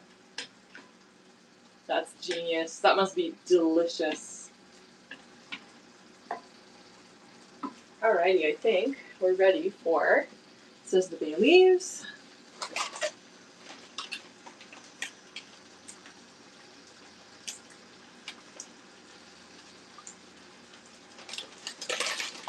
This is two, so I'll just do one each. And I'll put it back where it belongs, here.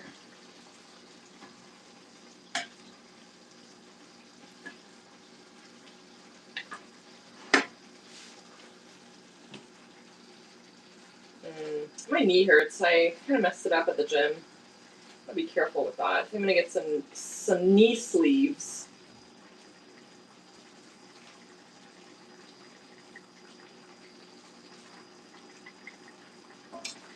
Leaves.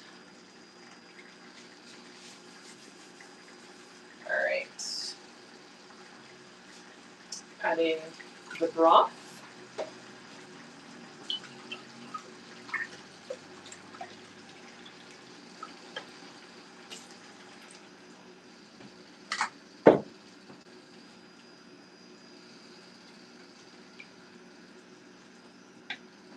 Lower the heat to maintain a gentle simmer.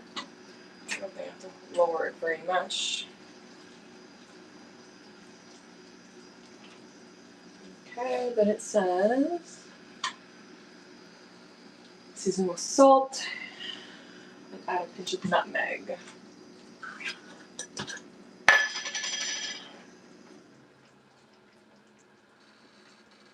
Nutmeg is used in a lot of French Canadian cooking. Cloves and nutmeg, and I learned this from a recipe that I made over Christmas, some meatballs, and the recipe included nutmeg, and the flavor was so nostalgic that I was like, oh, that's what my family cooked with, and so now I know. And that's like one of the beauties of cooking and making new recipes and things like that. Is like the discovery and the memories attached to it, the smells, the flavors.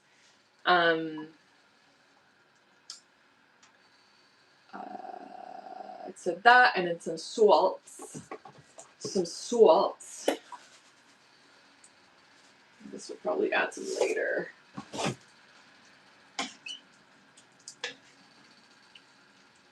Ooh, fish sauce. Sneaky but delicious.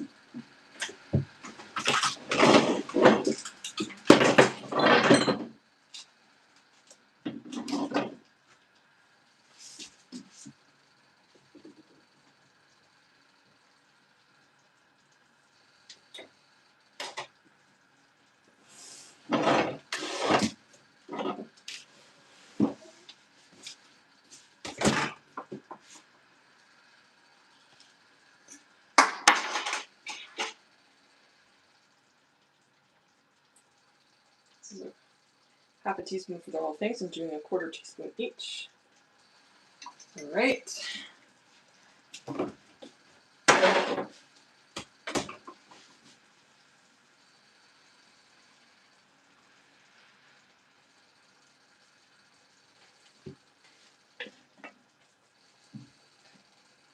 I would have never thought, Chantal, to put fish sauce, my meat sauce either.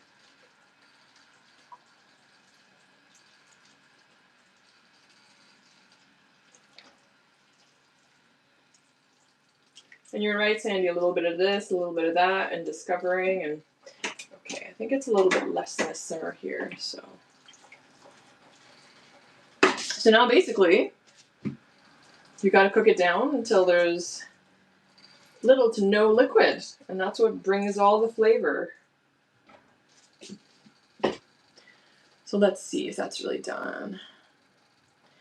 So it's continue to simmer, stirring occasionally until sauce is thickened and has almost no excess liquid remaining, about 3 hours. Skim and discard any fat from the surface along with bay leaves. Stir. So at the very end, we will be stirring the heavy cream and some more salt. So perfect. Does it say to cover? It doesn't say. Okay. So now is the time to take a look at what's happening with the focaccia. So focaccia, let me take it out of the oven first. Oh, she's gorgeous. Look at her. Yep. She ready. She ready. So this is doing its thing. I'm gonna bring you back. Maybe I'll just tilt you down. There we go. Alrighty, so my one, I'm just gonna put it over here.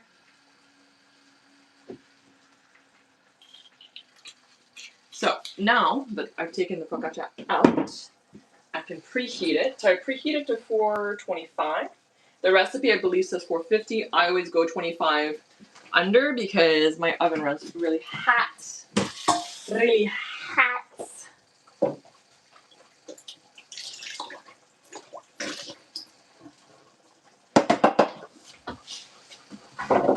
And as always, I always double pan because the bottom element is she blasts. All right.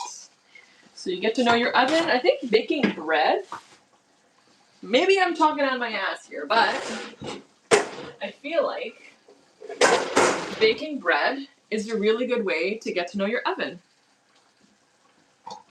So I'm not going to do it just yet because the oven hasn't preheated, but we will be putting more olive oil. I'm going to use rosemary, some flaky salt, and we will dipple, which is a word that I learned recently because someone was offended that I said finger my focaccia.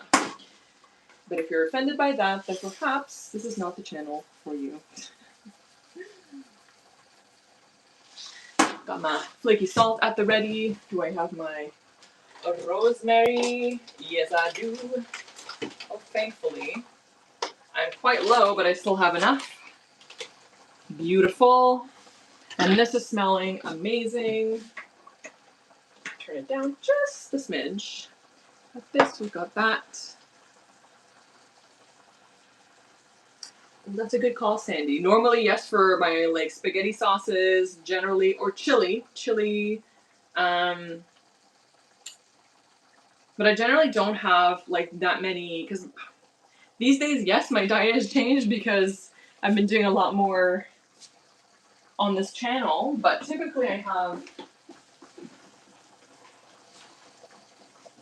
very similar ingredients, like the same things that I eat over and over are in my fridge, but if I do have a spare veggie, I try to keep, cannellini. Oh, what I do like to do is use, cannellini beans, spinach, some tomato sauce, and just like, yeah, whatever's in the fridge. Put some carrots in there. If I've got some red pepper, any bell pepper. If I have some leftover carrots, which I said that I was going to use my leftover carrots, and I didn't. So.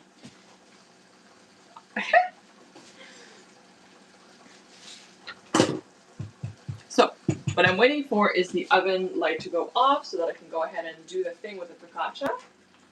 And so I bake it like this for 12 and a half minutes, and then I spin it around, but I make sure to put it deep enough because the element's shaped kind of like this, right? I don't know if you can see, but it's shaped like this. So I want to make sure that it's like well underneath it and cooks more evenly than if I have it too close to the front door of the oven.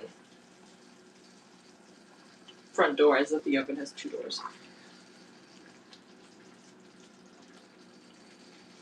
But I'm really glad that this worked out because normally, again, the focaccia, I proof it overnight in the fridge. And I think it just gets more of that fermented flavor if you leave it, 2-3 days in the fridge. So that's, it really is dependent on your taste and how much time you have. But I'm really glad it worked out with speeding it up with the oven a little bit too.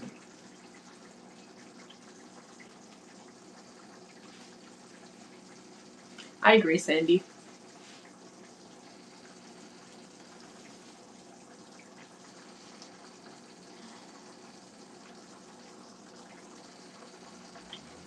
Well, while we're waiting for the oven to preheat, I'm going to finish my breakfast bowl.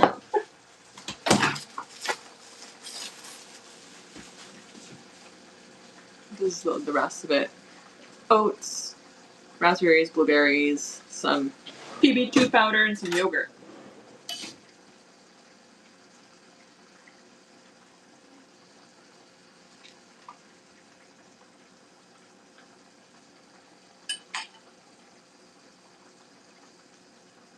I've been streaming for 113 minutes. Look at that.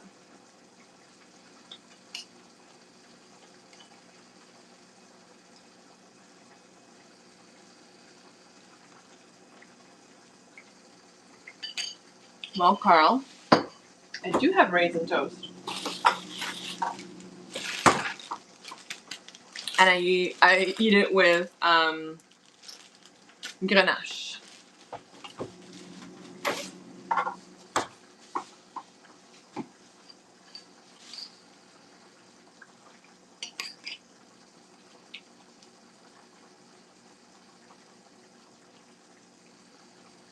Alex, if I can't go to the gym, I don't go to the gym. Or I do like a workout at home. Yeah, I do my best, but I do find the time to go. Like this morning, I didn't really have that much time or energy, so I did whatever I could, and that was that. But if I can't go, I try to get at least my steps in. If it's an upper body day, I can do core upper. I can do core upper in my apartment more easily, because I can do body weight and do different kinds of things. So yeah. Thank you.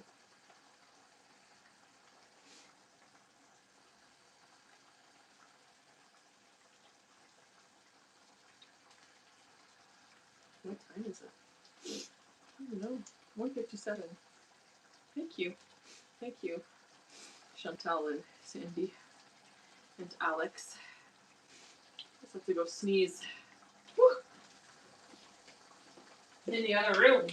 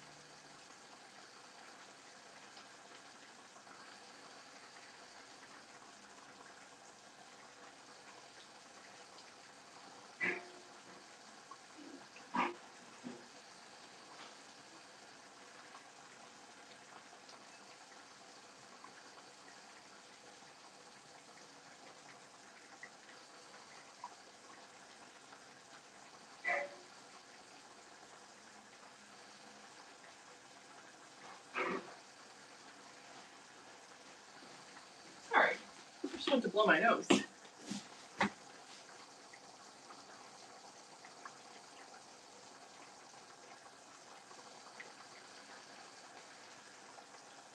Spaghetti sauce in a crock pot. I don't think I have, no. But I think I've made chili in a crock pot.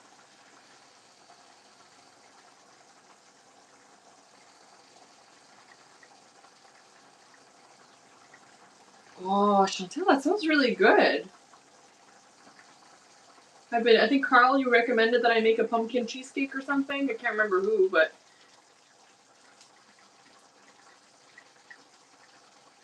I'm very happy Karen decided what she would like me to make. It's her 3,000 view cake, and she asked for vanilla with maybe a lemon curd. So that's going to be really exciting. I started to do a little bit of research this morning to see what kind of icing that I would use. And the intention is to deliver it to her if she's comfortable with that, so we'll have to see. Vasily got my cookies yesterday. How's your mom feeling, Chantal? Is she still in the hospital?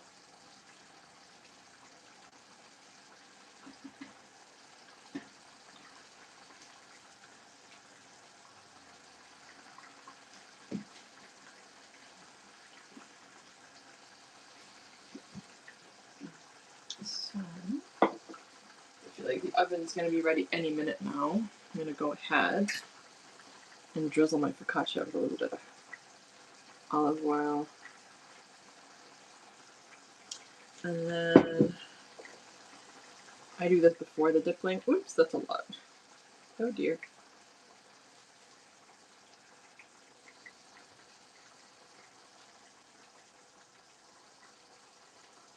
Okay, especially the corners, because the corners are. Oh no. Well, that piece is gonna be salty for sure.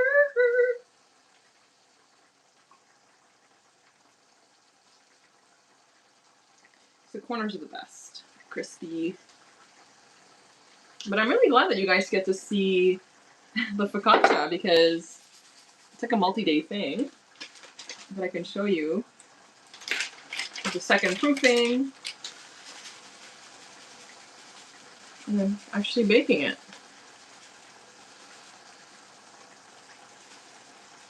I was trying to figure out like when I could make it at the same time as something else because, you know, the baking time, I don't really know what to do with myself, but this is really the perfect opportunity because it's like a double whammy. Like, I'm making like a full dinner.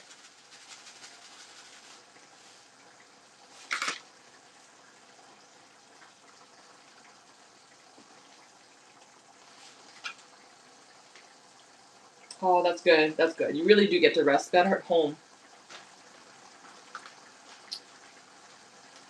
Carl Roth, most of the time it has what I need, but for example, I couldn't find Cajun spice, so I had to Google what was in Cajun spice, and then I ended up making my own.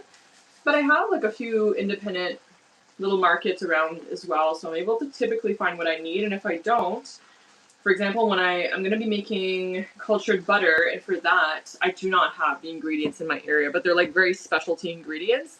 I have to find cultured buttermilk and organic heavy cream that's like a I've seen one that's 40%. Sandy, the cleanup, I would say the only part of the cleanup that I enjoy is it's just like it's a task that is very obviously like done, and it's so satisfying to have a clean kitchen after. So the end result is worth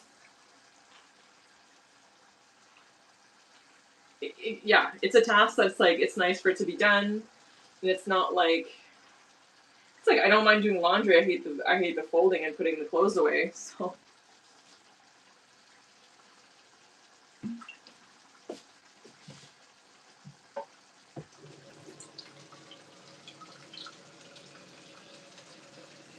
all right, what I'm also gonna do is whenever I'm using the oven, I don't like to have this here because it does tend to fall a lot.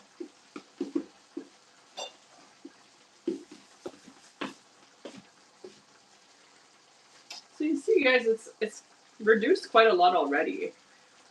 It must smell like so good in the apartment. I can smell it a little bit, but because I've been in it, I'm like nose blind to it. But I wonder if it smells in the hallway.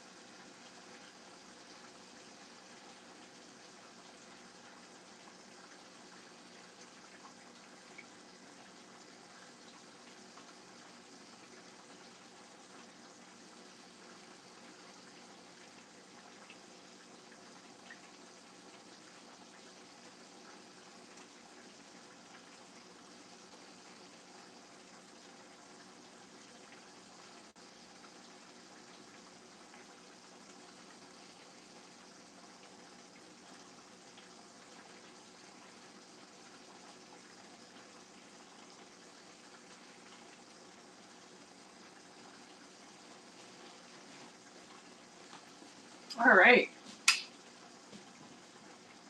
So, before I dipple, I must cover my hands with some olive oil so it doesn't stick all over.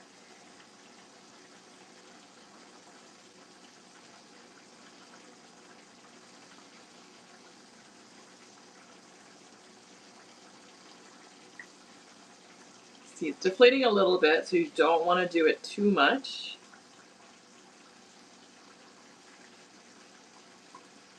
And she's ready to go in the oven. So let me just...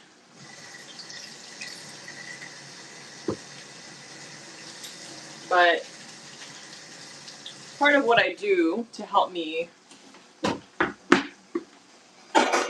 Part of what I do with to help me with the cleanup is that, like, I'll rinse things, and so when I actually do get to doing the dishes, like, I've helped myself by making things not, like, stick to everything, and I don't have to scrub too much. So, she's going in the oven. So the first 12.5 minutes. All right, timer set. And we can come back. Actually, what I will do is I'm gonna have this ready. The one that focaccia is ready. I'm gonna wipe it a little bit because it does have like cocoa powder from when I took pictures. Yeah, for example, like the container with the focaccia, that big measuring cup that I have, I rinsed it because I know that dough gets really, really hard. So now it just needs a little bit of soapy water and then it'll be ready to go.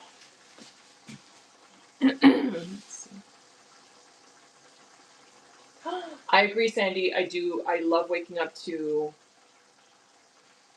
a clean kitchen. It just gets this day started right.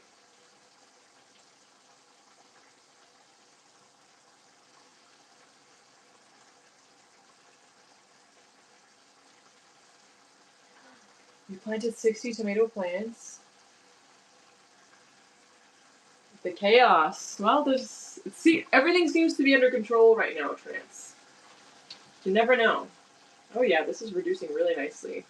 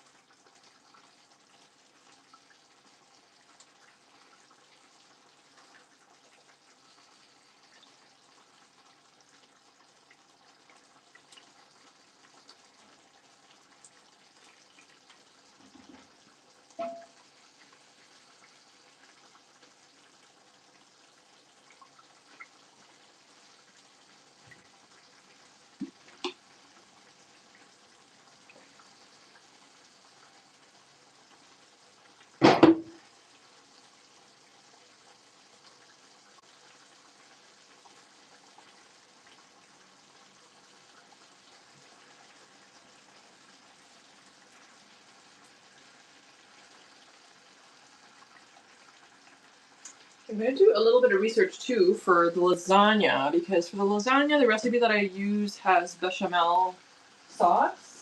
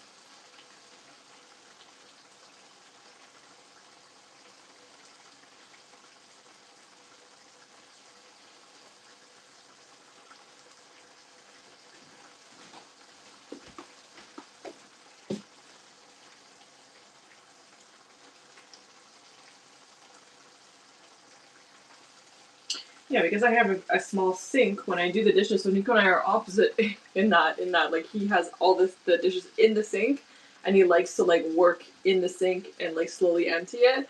My sink, in order to do my dishes, has to be empty because I need the space. We definitely have different styles. But I get, like, you know, unless the dishes are done, there's stuff all over, and I get wanting to like have them kind of localized into one sink.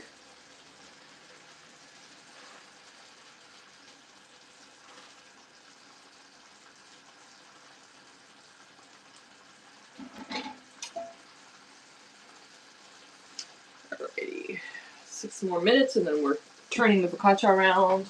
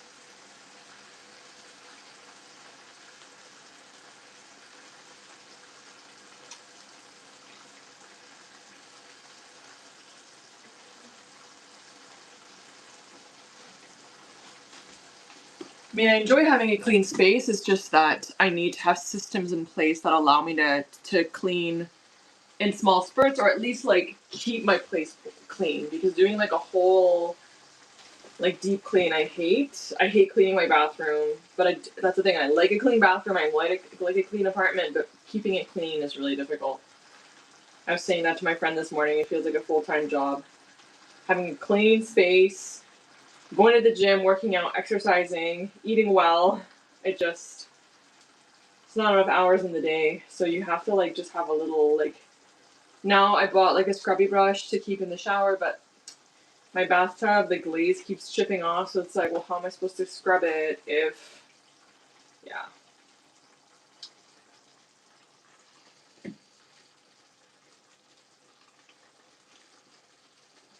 All right. See you, Carl. Thanks for joining.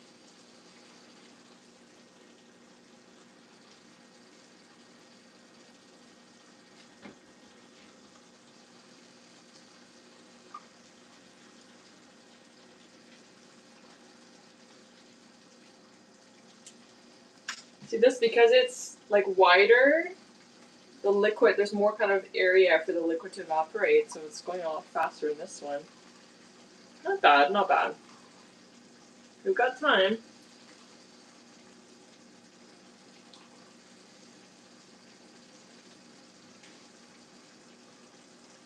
I'm very excited for you guys to see the focaccia though.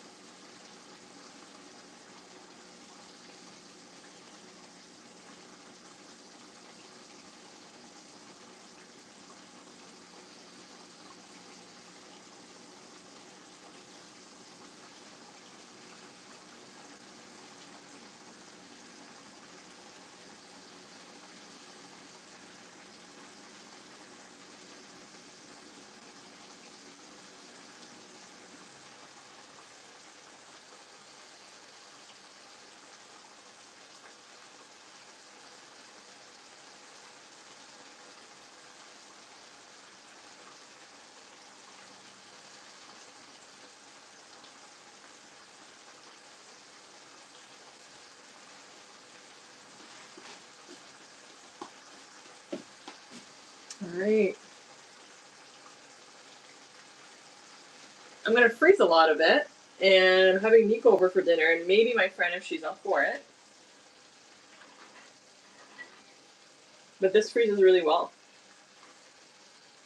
That's why I'm making such a big batch, because it is quite time and labor intensive. And I want to make sure that. And after this, I'm making lasagna, so.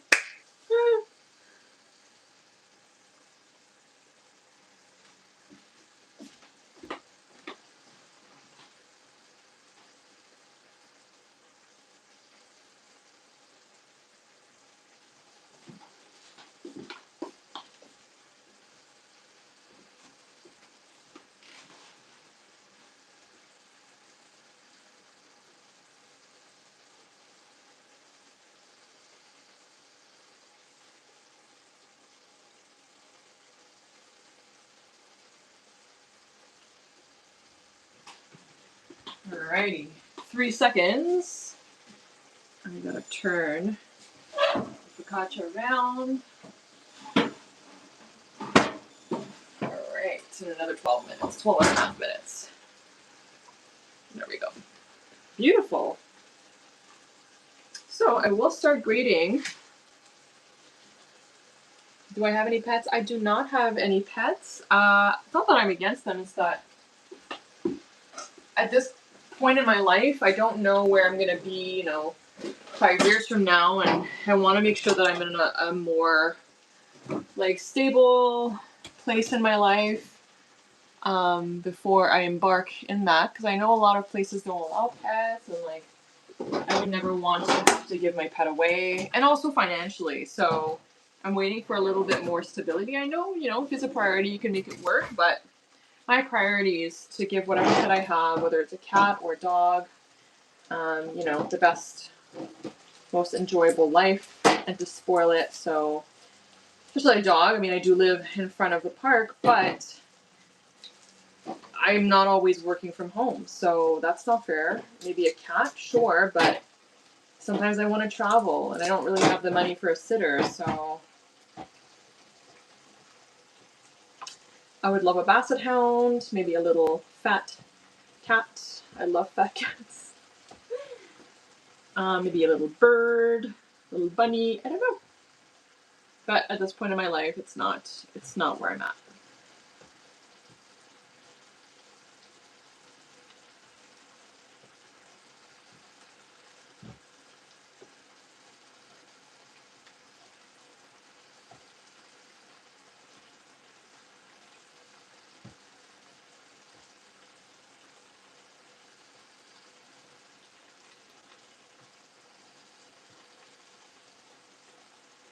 I'm gonna follow your nose. Yeah, honestly, this is smelling amazing in here.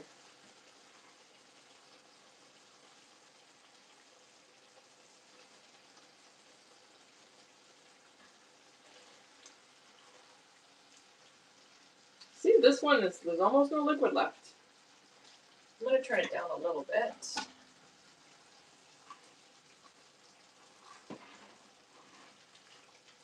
You see how much it's reduced, from all that meat.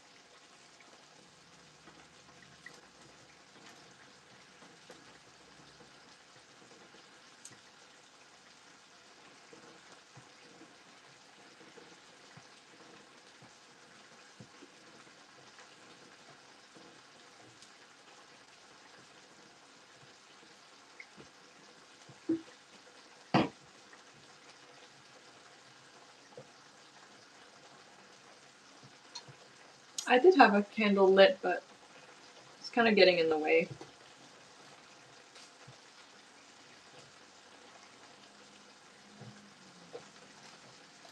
The window open, it is open. Just to get the steam and allow it not to get too hot in here.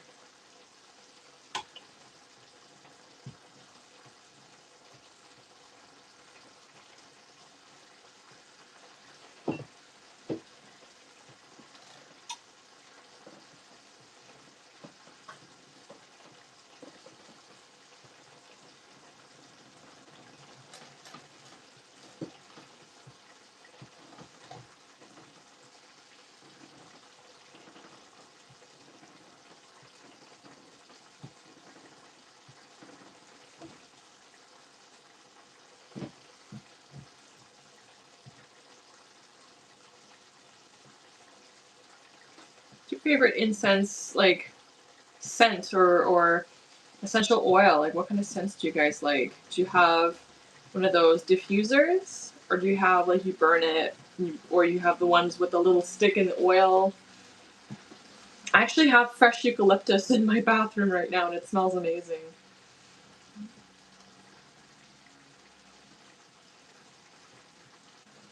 Is it still raining?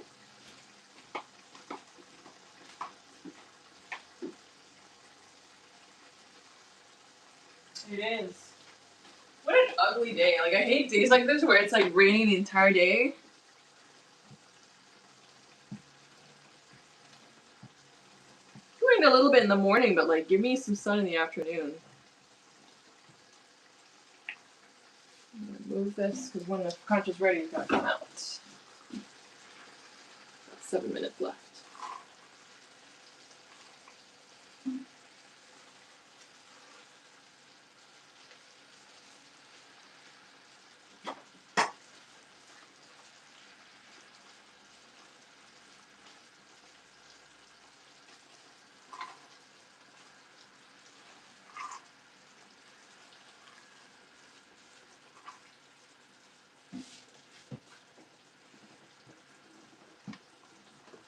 Well, as much as I'm sad that I'm missing the Basset Bustle, I'm glad I didn't go because I would have been miserable.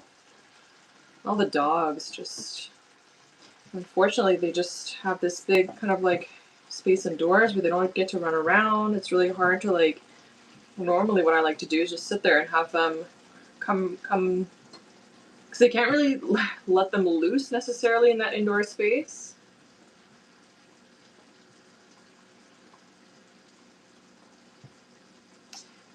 I was never a huge fan of those wick plugins.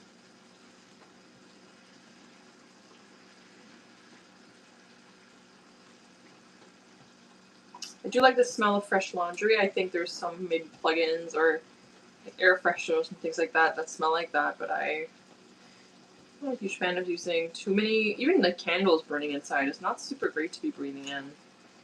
And your lungs, gotta be mindful.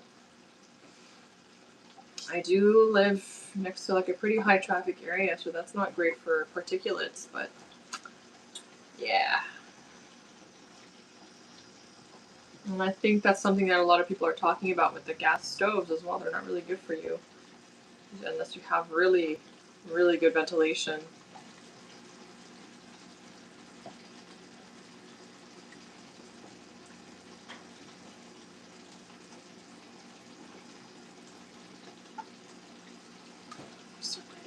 Her hand.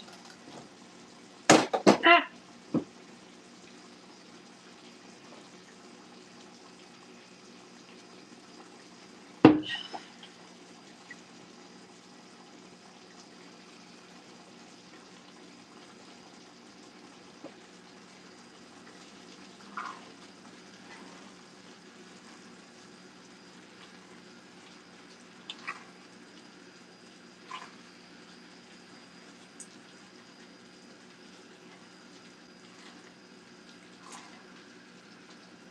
Alright, 4 minutes and focaccia's coming out.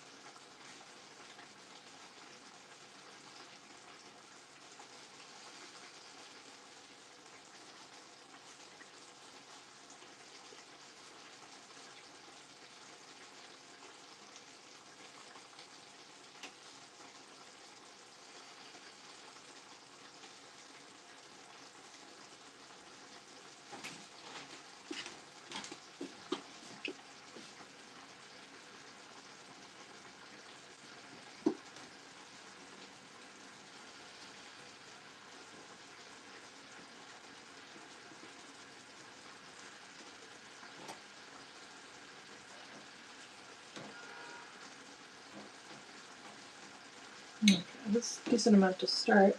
What I like to do also with parm, is to just a little bit in a plate with some fresh parm, salt and pepper, and just dip the focaccia directly in there.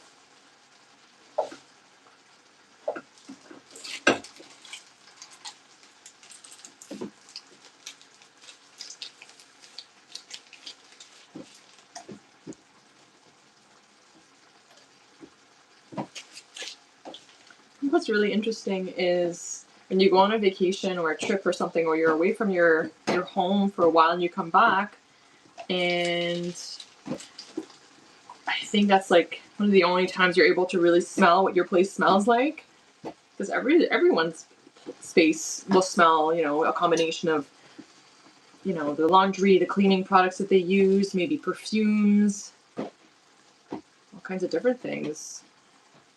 Oils, lotions, incense, diffusers, and also the different materials like the woods and maybe something they cooked. So I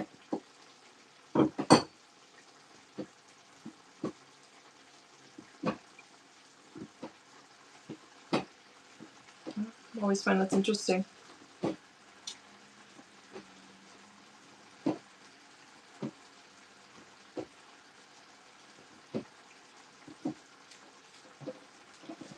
That's a good amount.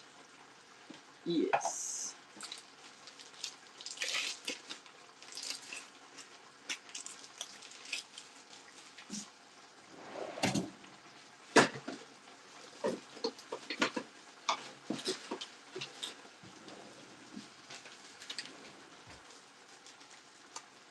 I am not Chantal. It's just going to be just parm. And I'm going to use it's a bechamel recipe, or a bechamel version of the lasagna. So the main star of this lasagna is, of course, the parm from Rome, but the ragu that gives it a lot of flavor. So it's not a very, it's very rich, but the focus is the ragu, definitely. It's a very meat forward lasagna, whereas a lot of them have more like vegetables and focus on the tomato sauce itself. But this is very much, it's not a very tomatoey lasagna at all. Like the only tomato in here is like the tomato paste. You guys, the focaccia's ready. Okay. What we're gonna do is we're gonna take it out. Oh, yeah. That's what I'm talking about. That's what I'm talking about. Look at that. Look at that. That's what I'm talking about. Beautiful. And then almost immediately, I would say. So you will see now why I do butter and oil. And the recipe specifically calls for that because it releases like it's nothing. Look at that. Boom.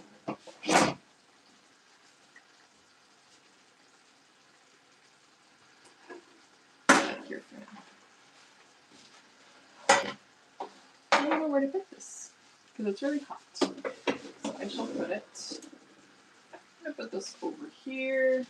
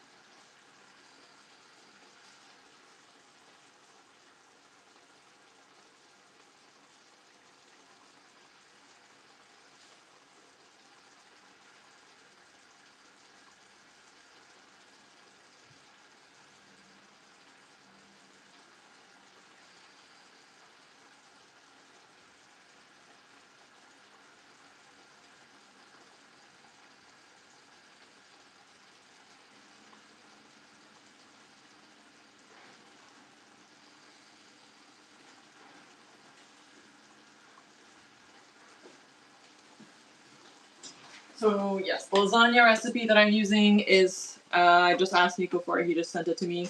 Is lasagna bolognese from Series Eats. And this is, yeah, it just calls for ragu, parm, and bechamel.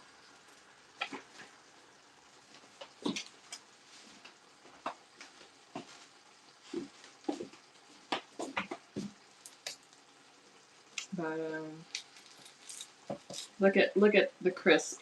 Oh, it's still too hot. I'm gonna need these for the lasagna. Now.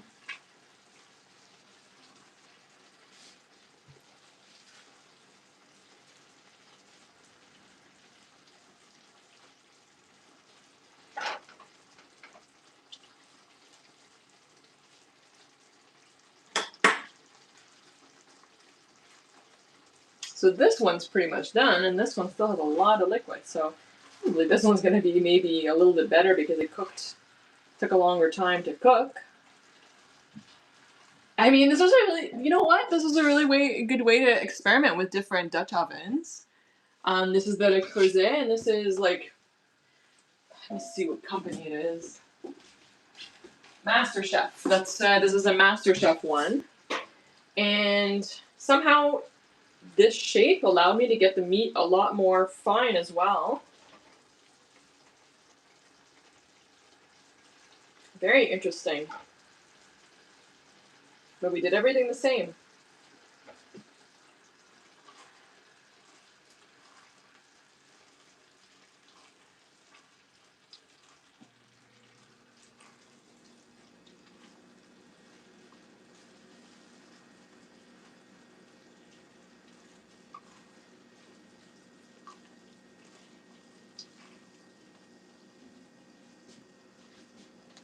Do a test.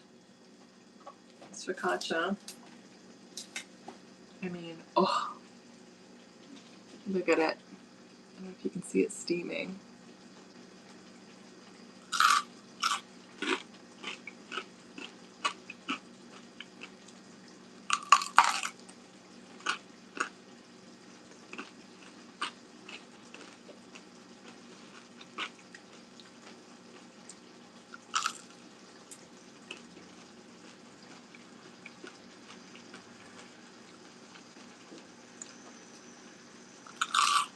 Mm-hmm. Mm. Mm-hmm.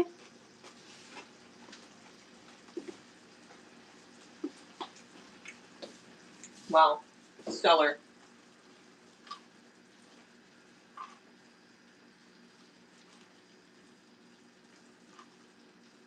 So, while this continues to cook, then we'll look over the lasagna recipe. So ingredients, it says 4 tablespoons of unsalted butter, plus more for greasing baking dish. I like when they make the distinction there. 4 tablespoons of all-purpose flour, 3 cups of whole milk, salt, freshly ground black pepper, a pinch of freshly grated nutmeg, 2 pounds of pasta, vegetable oil for greasing pasta. I have oven ready, like the ones you don't have to pre-cook, so that's fine. And then it says here 1.5 liters or 1.5 quarts of warm ragu. So I think it's the same. It's from the same website, the Ragu. And then 3 ounces or 85 grams of Parmigiano Reggiano cheese. So this is, let me see also. So,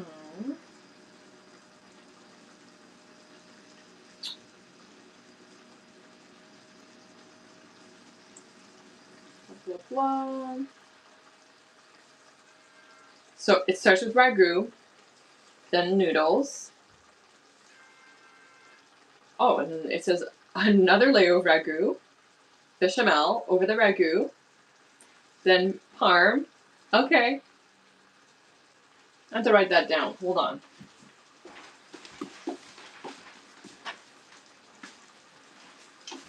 I remember Nico like was telling me the process, and like he had studied the recipe, and I was like, that doesn't make any sense, but I will follow it. So it's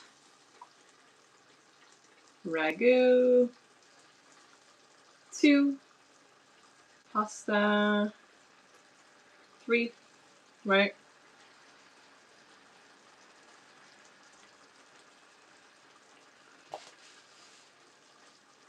Then ragu again, then bechamel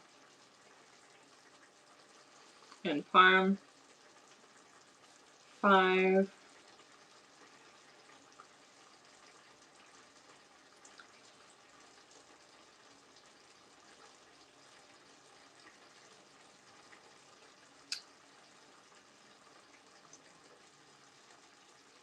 pasta,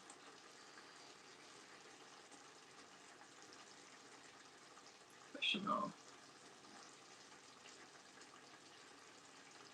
Interesting.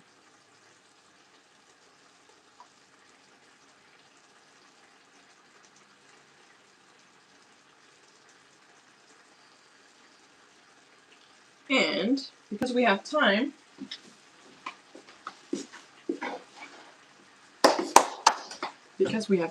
what I'm gonna do is I'm actually gonna prep the noodles for the size of my pan. Because I will be using like a loaf pan. I'm not gonna be using the 9x13 that they recommend. Although maybe I should, because I just used it. Maybe I should, because I do have enough. No, I'm gonna make a small version. So I'm gonna half the recipe for whatever bechamel sauce. And then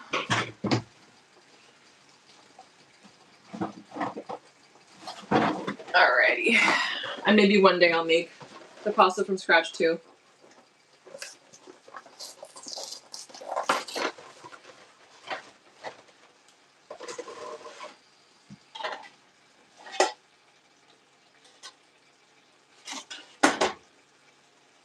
What would be the best way to snap them? You know? Karate chop.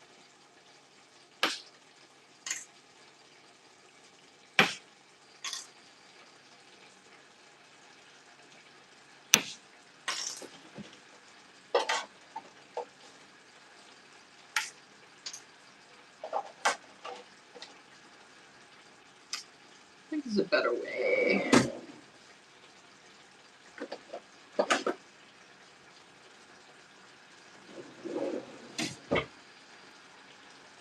Well, Chantal, I would rather have like more ragu left over, and it's just gonna be Nico and I, so I don't want to go overboard. And I could always make more.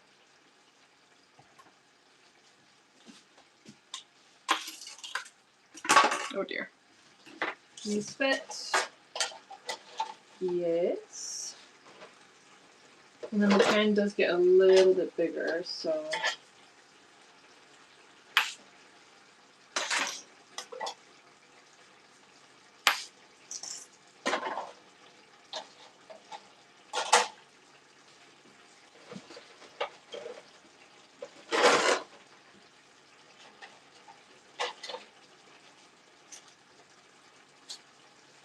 Maybe if I score them.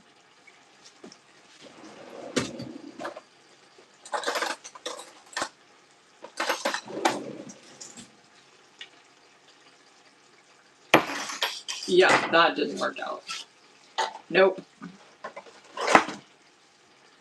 Let me get this out of here for now. Just gotta cool over here.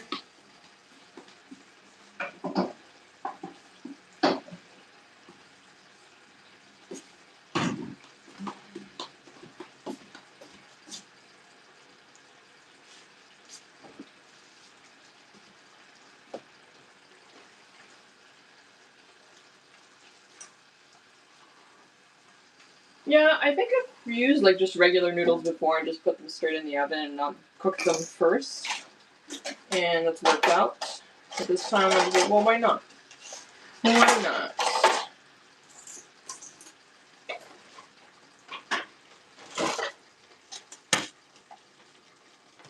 Maybe. I'm trying to find a way to cut them.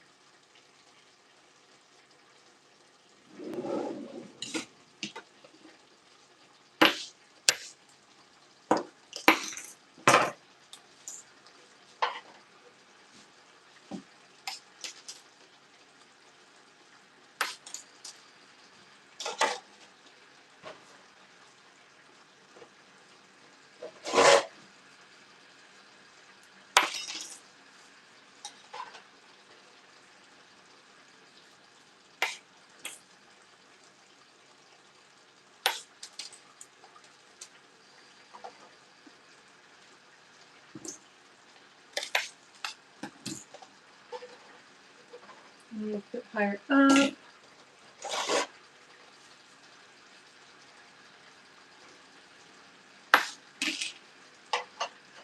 That would also fit higher up.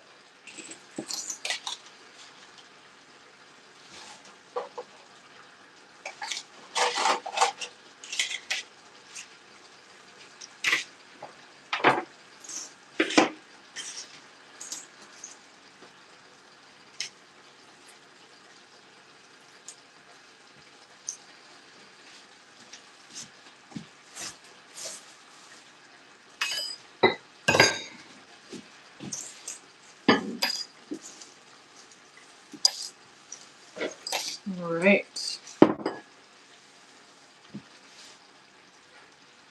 So for this, I think what's left over is basically the grease.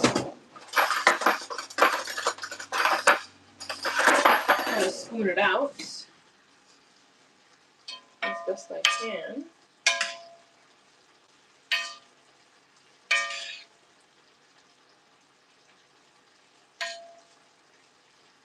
Honestly, there's really not that much.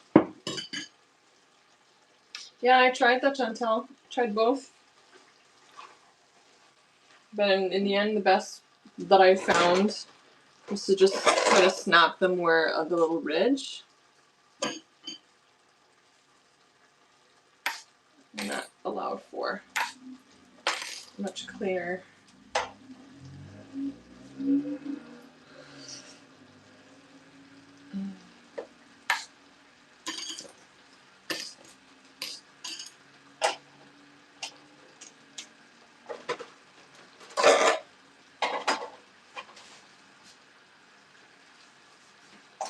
Even if I had used a 9x13, they would not have fit, so.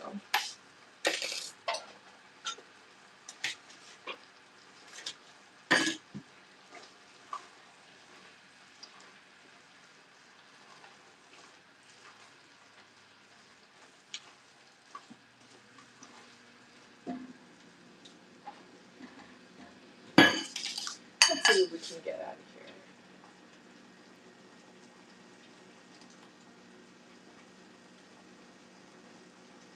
Just trying to remove a little bit of the excess that's kind of seeping out.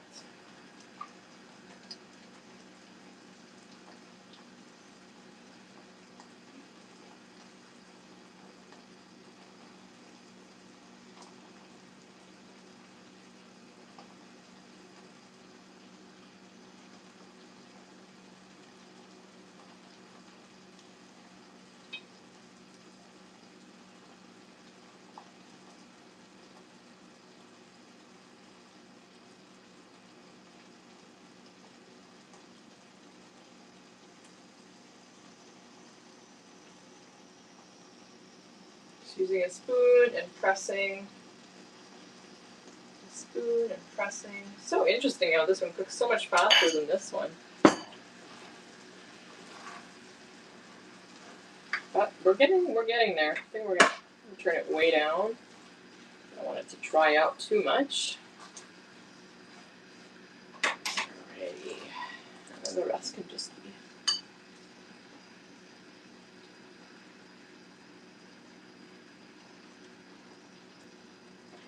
I don't know if you're seeing, but it's creating these little pools of grease. Surprising, it's not too much fat that's created with. I don't think I've used medium before. but it's not so bad. I wonder if it's going to help with the flavor. So I feel like for smash burgers or burgers in general, if I'm not mistaken, they recommend medium. Medium or lean, but never extra lean, so you need that fat to get that browning.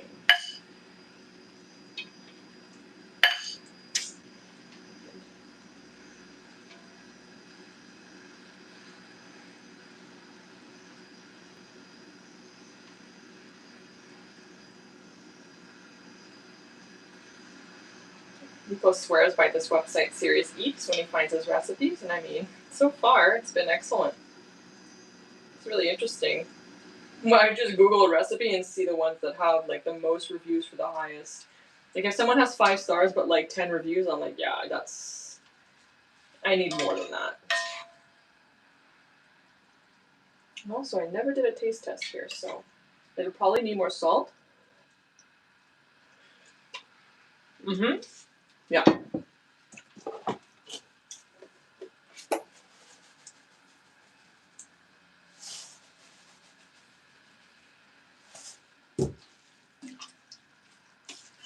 And it solidifies a little bit as it cools down. It's very liquid, of course, when it's piping hot, but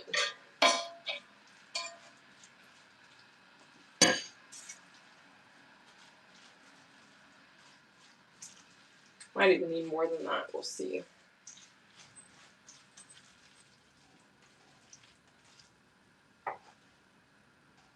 Lean? Lean, not extra lean and not medium.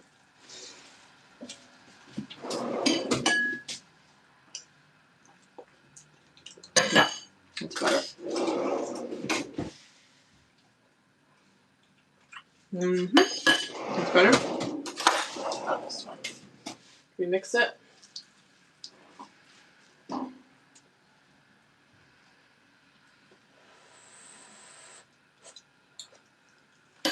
Perfect.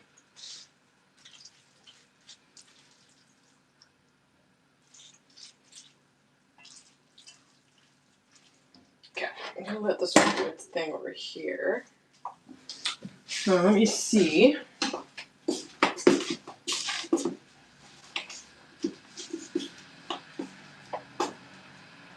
So, I'll put this aside over here.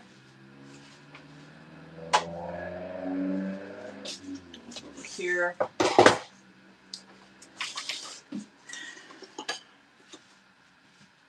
Actually, I lied. I want to do the removal of the grease now.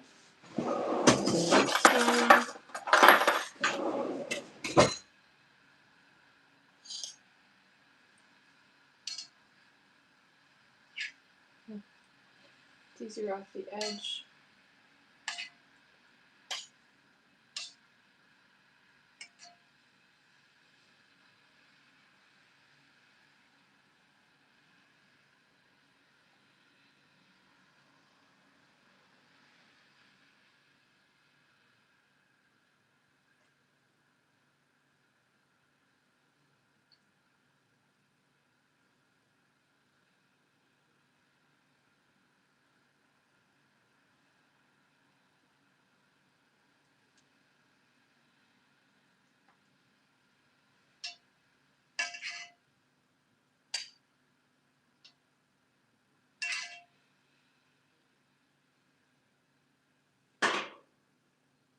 Hi, GCG.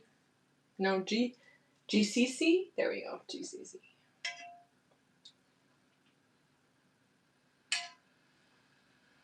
Just removing the excess grease from this one too.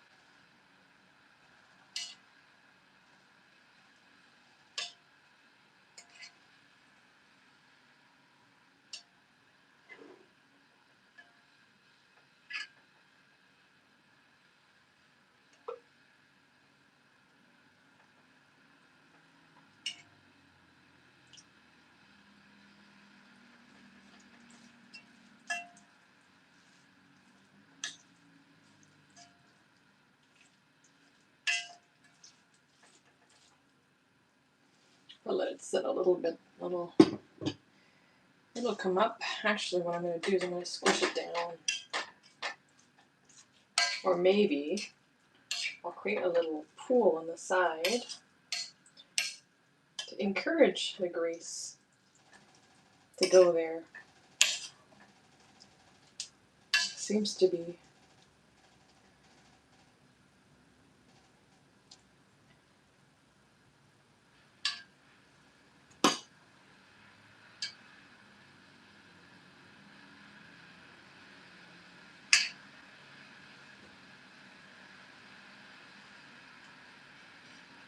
Yeah.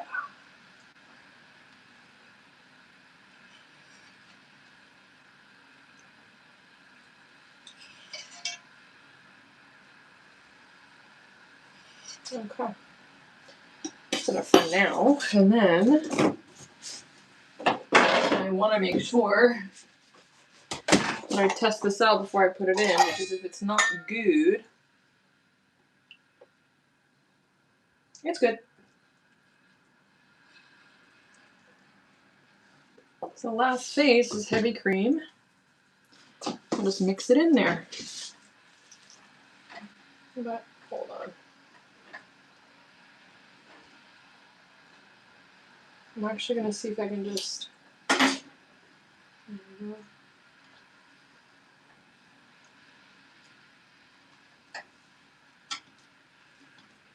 Ah! Trying to get it. There we go.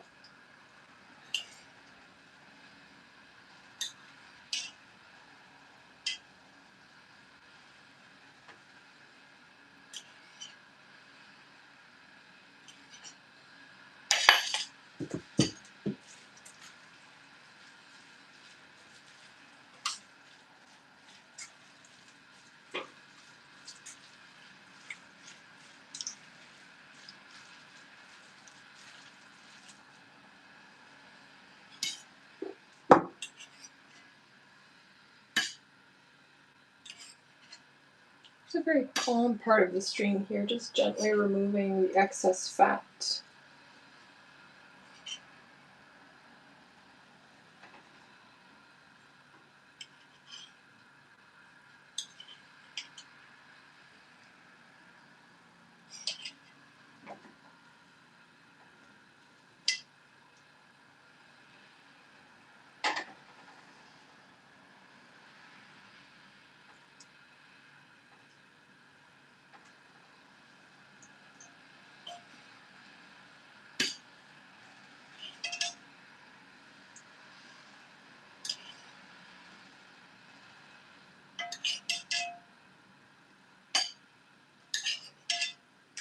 Alrighty, mix it.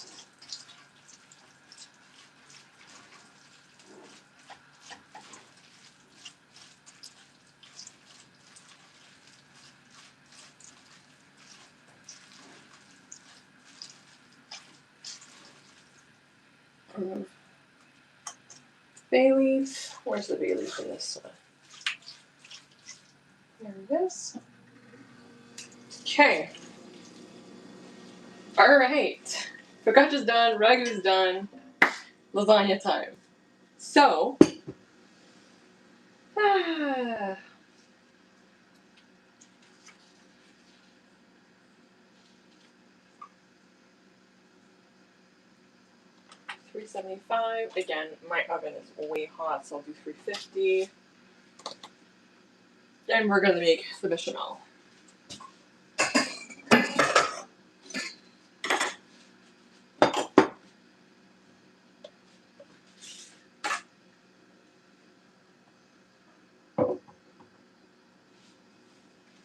This.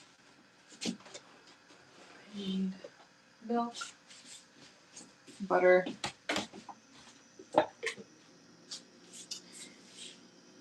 and flour.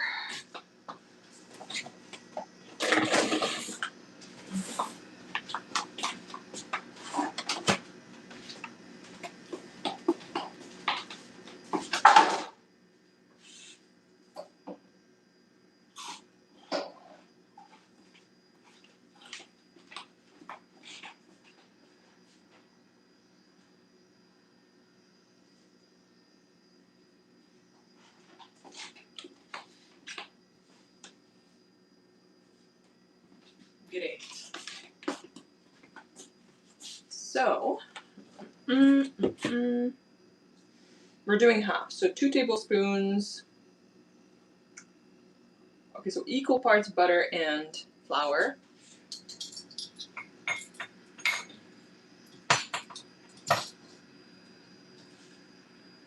60 grams, 30 grams.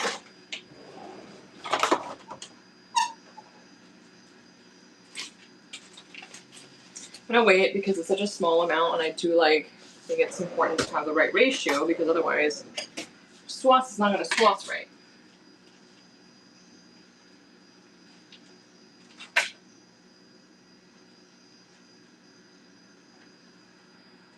I think I will have had like the perfect amount of butter for all of these recipes because there we go.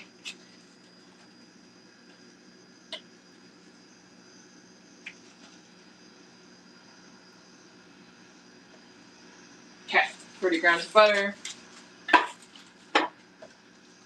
And then how much flour? It says 35 grams.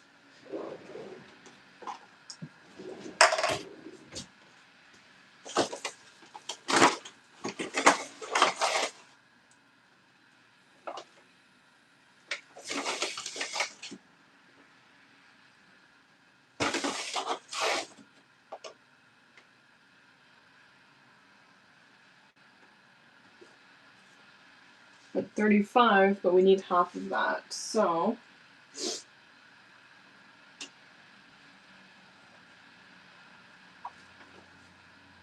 17.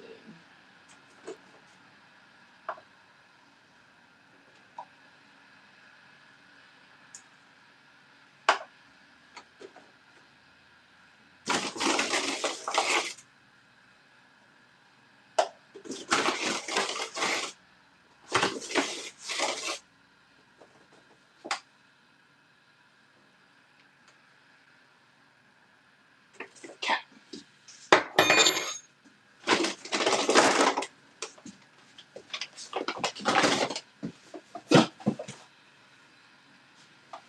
And then for the milk, it says 3 cups. We're doing 1/2.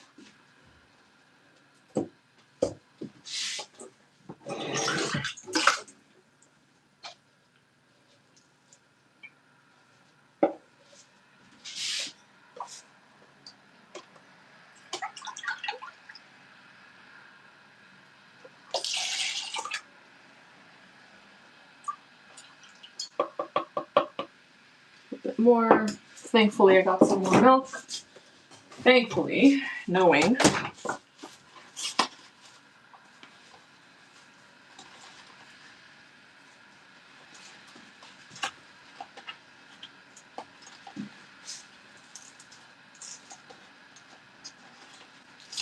There we go.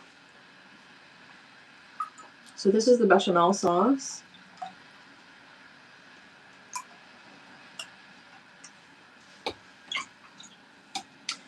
The first time I made bechamel sauce, it was a very interesting experience of like the way that it thickened the milk when added. I really enjoyed seeing that process. And I want my whisk.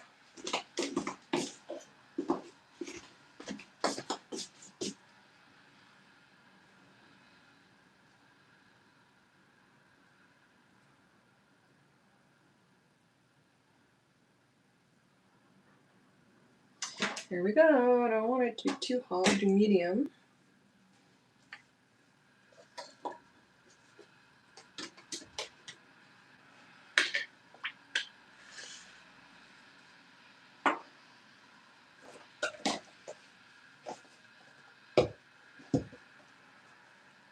So it asks for butter, flour, milk, kosher salt, freshly ground black pepper, grated nutmeg. Well, I don't have freshly grated nutmeg.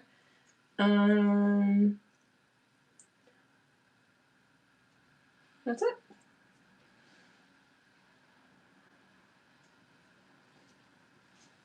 And I've preheated the oven already.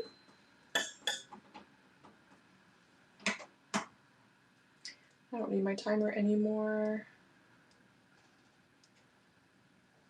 So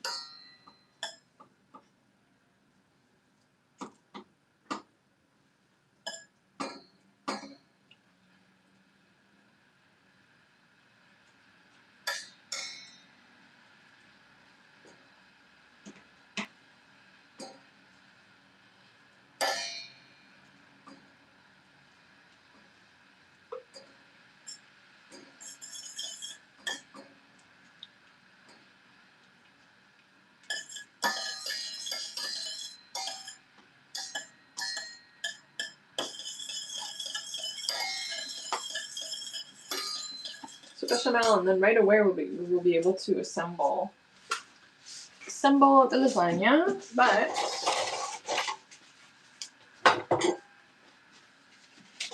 I'll just butter this while the butter melts.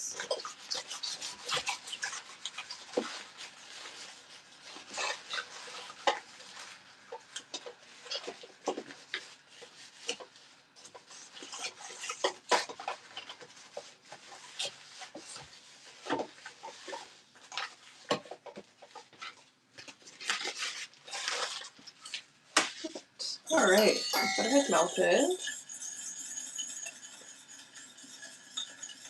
And the trick with this is to keep stirring, This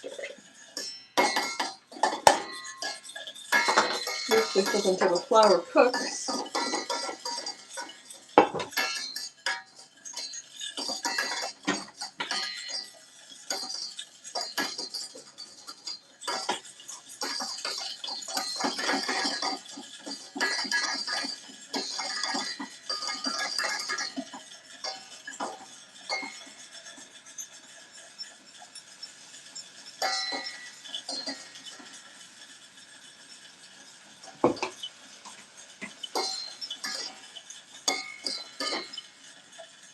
It's just so interesting the volume that you can make with so little flour and butter, and it just, you keep adding milk, and it just keeps being creamy.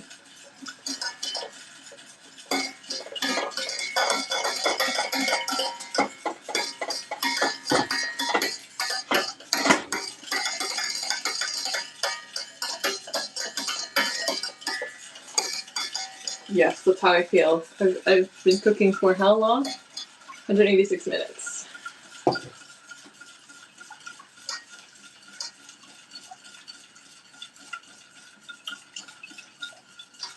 That's 3 hours. Yeah.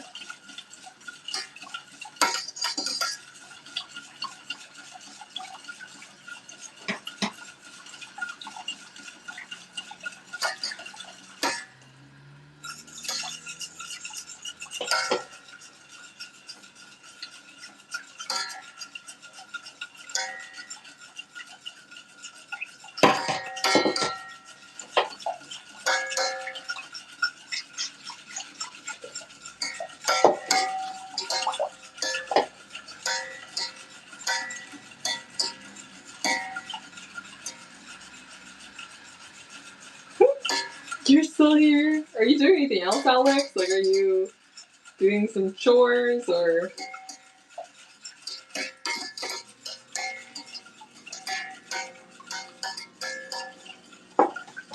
Well, I know that the first layer is Ragu, so I'll start with that.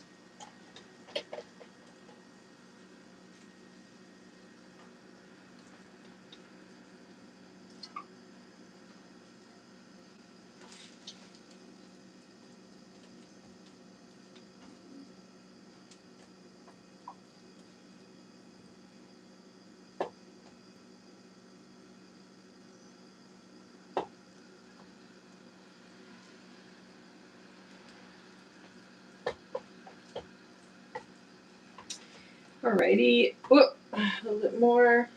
There we go. Okay. Grab my book.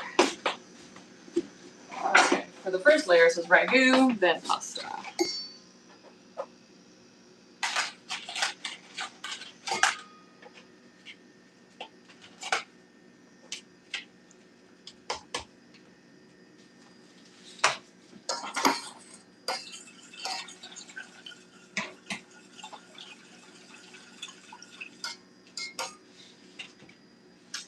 know it's more ragu. And then it's going to be the bechamel. So when that's ready, we're ready to go.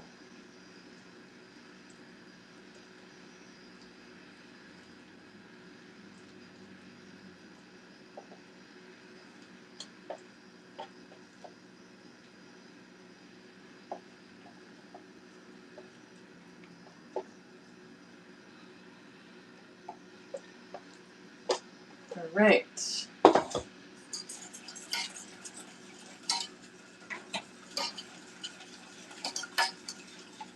And I also have my grated parm at the ready.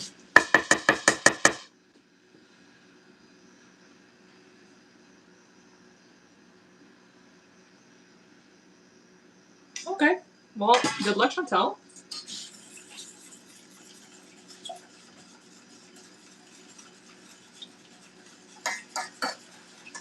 Well, it's amazing. I've been standing for this long, and I would say it was just my knees that hurt a little bit because I did some heavy weightlifting, and my knees can have a hard time sometimes. Well, thank you everyone who's stuck around and anyone who's joined. I do not believe that no, it's not a chat where you have to subscribe, so if you haven't subscribed and you want sometimes I do handstands, sometimes I bake cookies, sometimes I bake everything, sometimes I cook everything.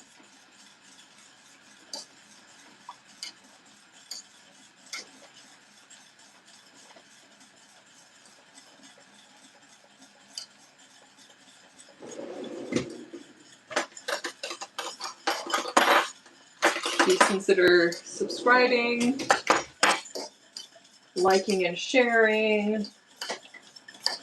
If you have other people who are interested in kind of cooking, foodie content, want to explore different versions of recipes you already make. I know everyone has a different way to make a lasagna. It's not monetized, Alex. Not yet, because I can't. So that's partly why I've been doing a lot of live streams, just to try to get those required hours. You need 500 subscribers and 300 hours, or sorry, 3,000. And I'm nearing 1,000.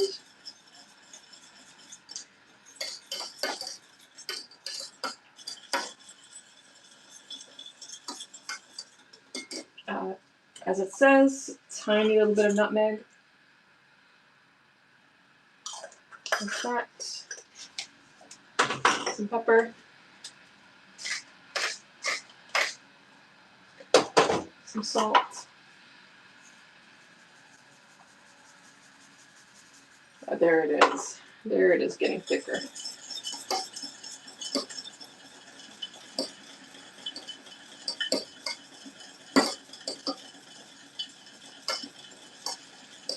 My right arm's gonna fall off.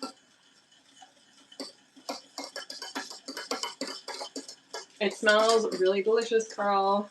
And it will be very delicious, I can guarantee you that.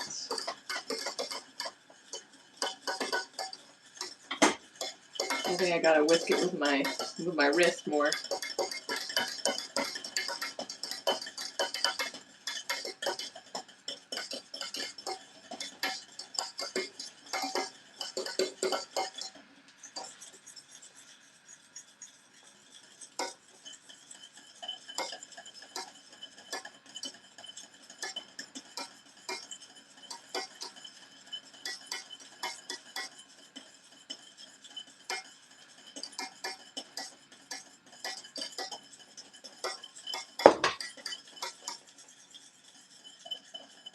Says I should coat the back of a spoon. Yeah, it's pretty much ready, to be honest.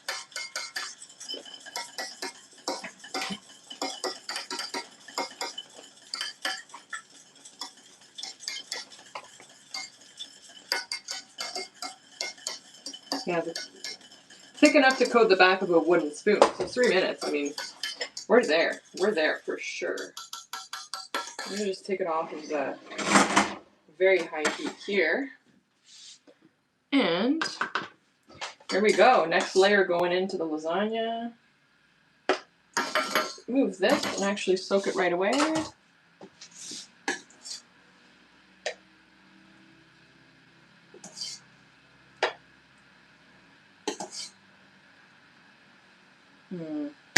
I need this. There we go.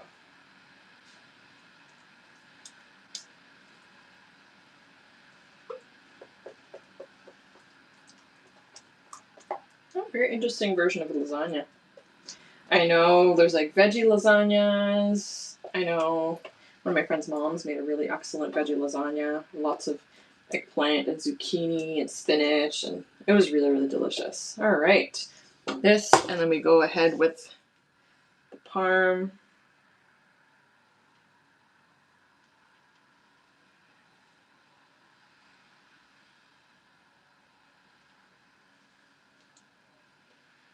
Oh, you guys can't even see the layering. No. Spinach mushroom would be really yummy. You're right, Chantal, delicious.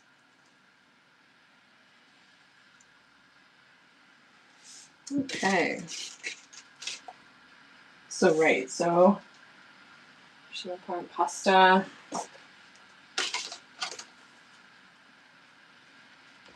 Ragu.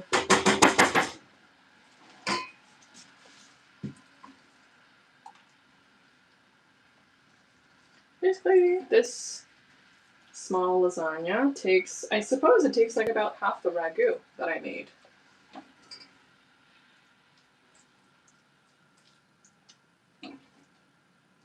So if I had made the 9x13, I would have used all of it, which I don't want. I want to be able to use it for something else.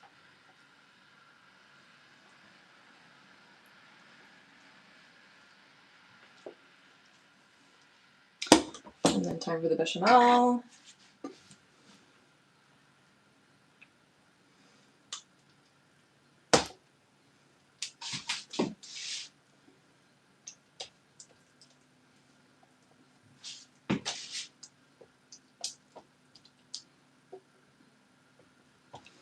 Maybe while the lasagna is baking, I was thinking of going for a walk, but that would mean probably maybe ending the live stream.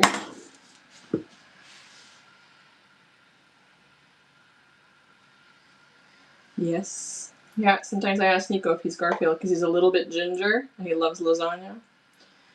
I'm like, are you Garfield?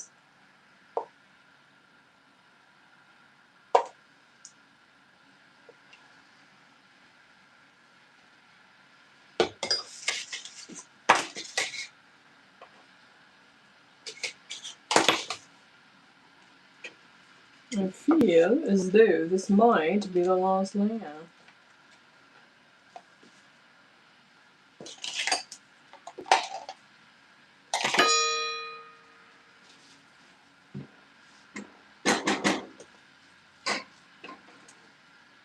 Yep, definitely.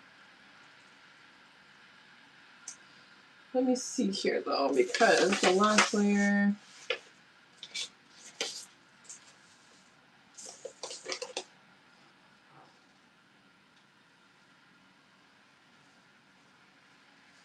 Okay. So this layer has like less meat. And then more of the bechamel cheese situation.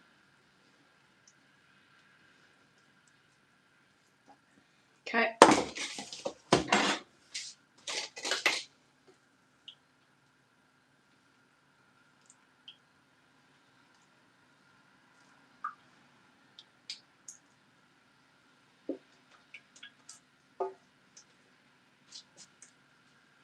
It's perfect amount. We love that.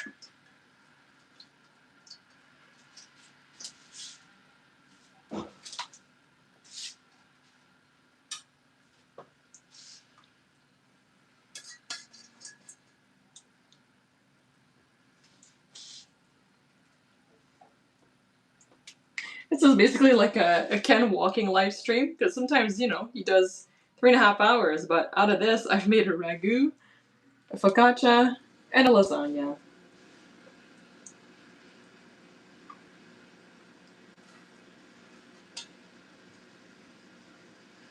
But I'm a also ricotta. Ricotta as a filling.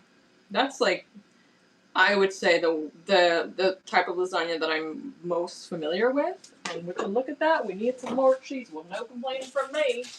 You will not hear any complaints from me.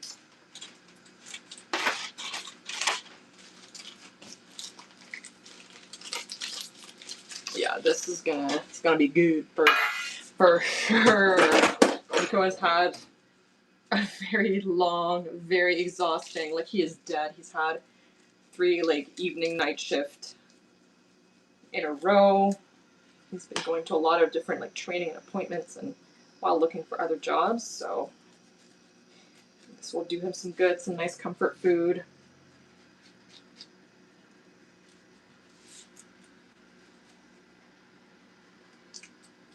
And this has done me good to be hanging out with you guys doing this. Yeah, Ken does not eat meat, but I'm certain, like, if I made it with Beyond Meat, perhaps.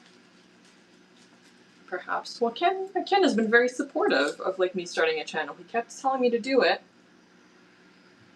And so I'm very grateful for that and his support and him, you know, always promoting my channel and telling people to come watch. Oh my goodness.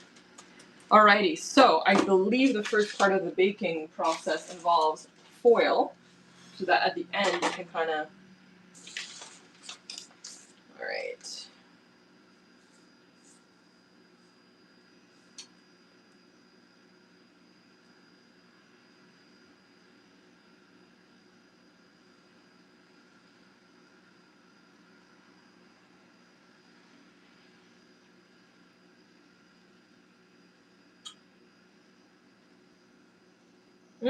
I messed up. Well, it finished with the top layer of pasta. I put too much ragu, but that's okay. Then coat with an even layer of the baked lasagna.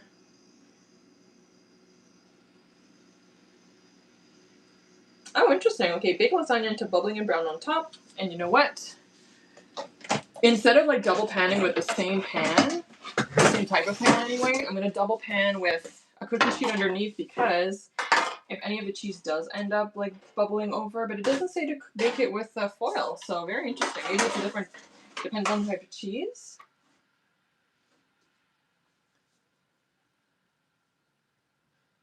"35 minutes. Yeah, placing a rimmed baking sheet under the baking dish is a good insurance in case anything bubbles over. Alrighty, well, I won't question Serious Eats recipe.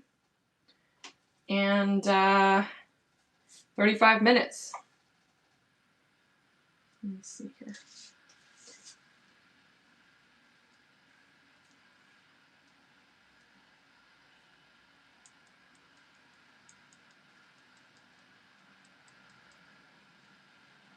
No, wait.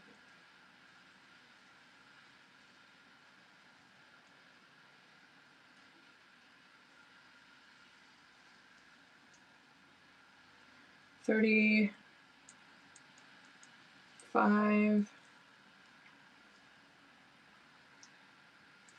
I'll get there. Quick timer, yes. And then this one. Oh my gosh, why am I having such a hard time? No. Time. Okay, we're just gonna leave it at that. 35 minutes confirmed. Boom. Ooh, that's hot.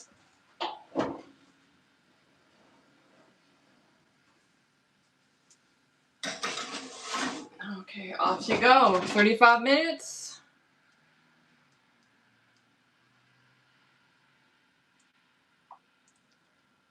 And off it goes. Off it goes. Guys, we did it. No, it's a Garmin. We did it. Oh my goodness. Set it back in here. Now I start the process of cleaning everything up.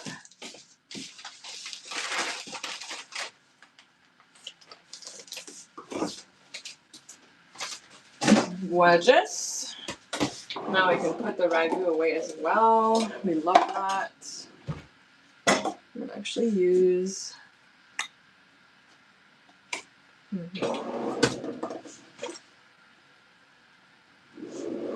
That's okay. I'll use this, but I just want to rinse it.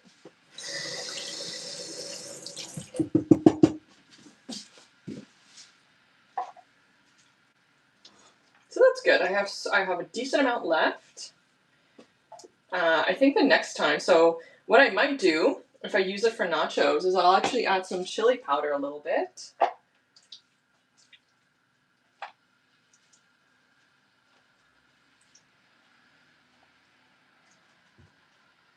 That would be amazing.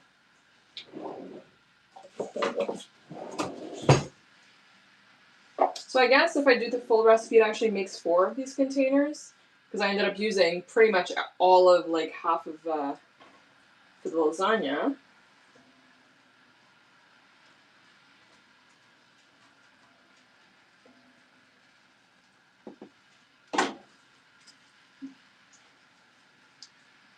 Yeah, so it definitely makes 4.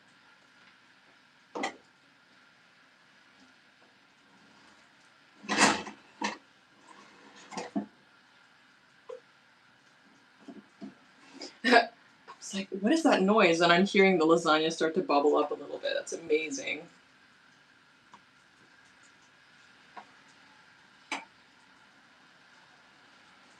There we go.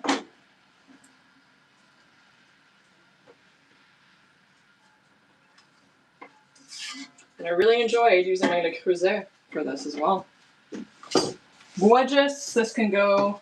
I'm gonna let it cool a little bit more before I put it in the fridge or freezer actually. It's gonna go here. This is all I have left of butter, so that worked out. Okay. I don't need the scale. I don't need the order anymore. This can go in here. This can go elsewhere.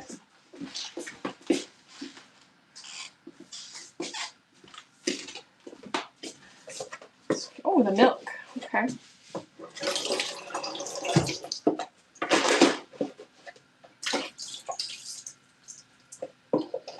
And cream.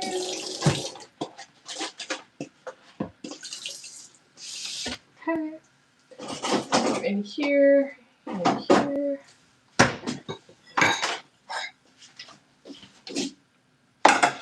There we go. So I always like to stack everything. Ooh, this is perfect. I've got a little baggie going in the garbage. So I can put all the oil in there too.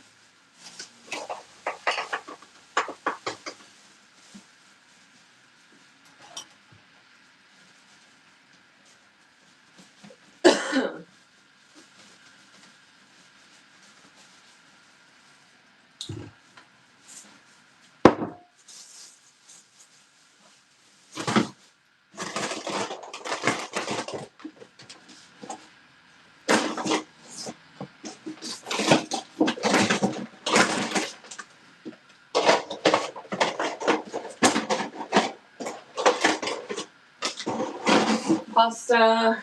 There we go. Can soak this a little bit.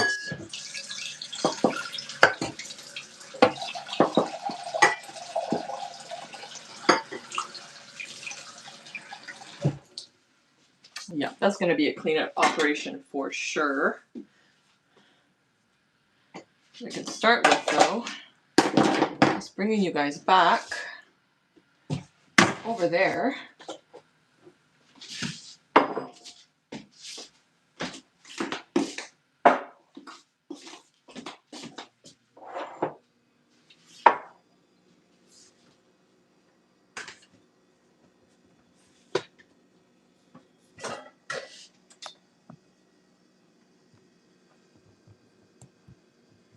It's in my sink. There we go.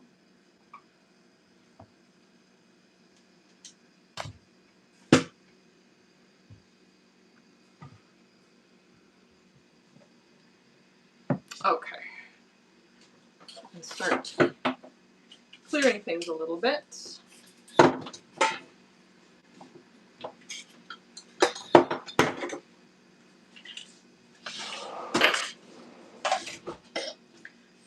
here. Can stay in here. There. Alright, because we've got about 30 minutes. Put the oven mitts back here. Put the olive oil here. Some red wine I can put over here. This. And as mentioned, I need to have an empty sink in order to be able to do my dishes, so that's what I'm going to be doing.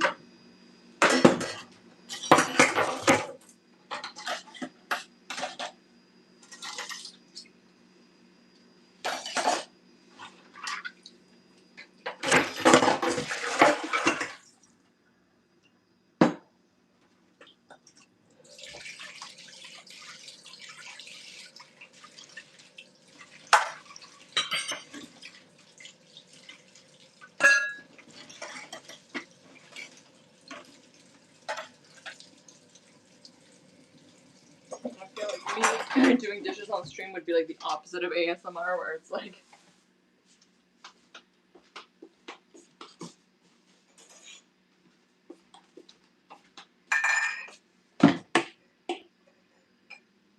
Step away though.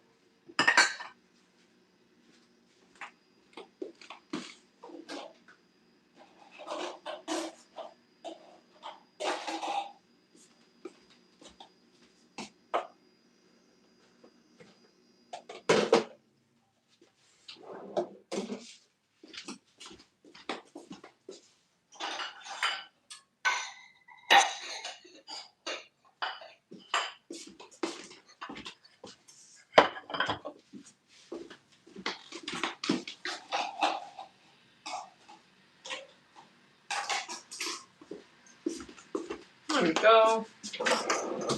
And also, basically my tripod is where my dish rack goes, so when I do filming, I move it away. I can't really do much with that at the moment. I can certainly rinse things.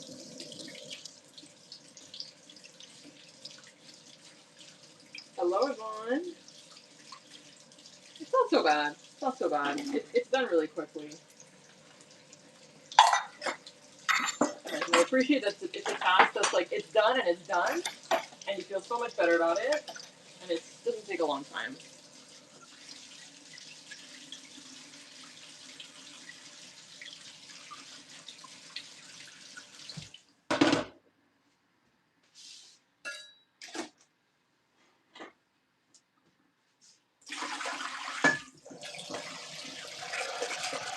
I'm just taking the time, and you know what? Like things that are like butter or like sugar based are very easy to clean because you just use hot water, and it just disintegrates and goes away. No scrubbing required.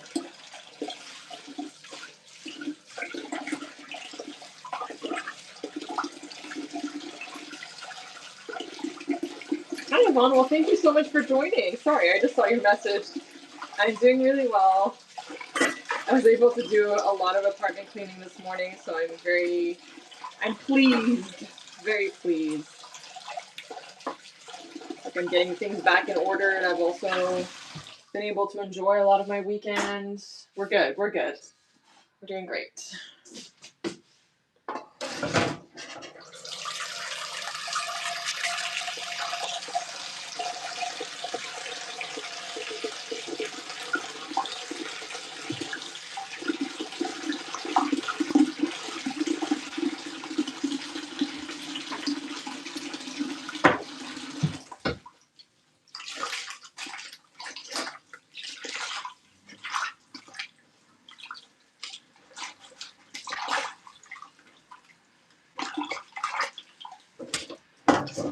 Not stressed, but my weekend ends today. I do work tomorrow. That's okay. I do work 6 days in a row, but my schedule is nice. I'm doing 11:30 to 7:30, if I'm not mistaken. I have to double check. I love that one of the tripod legs is literally in the sink. This is fantastic.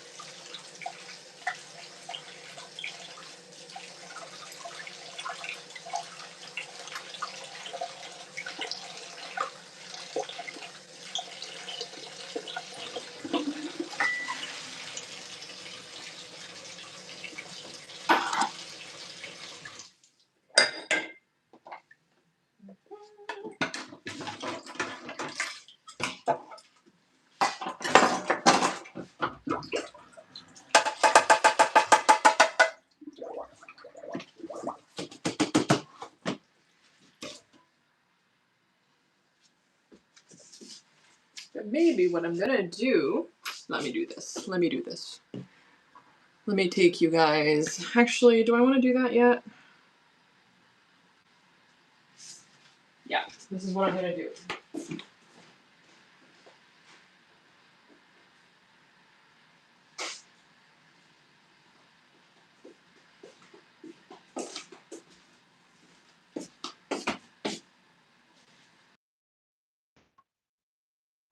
Can I get an audio check? I just switched to my headphones, so I'm hoping it didn't mess anything up.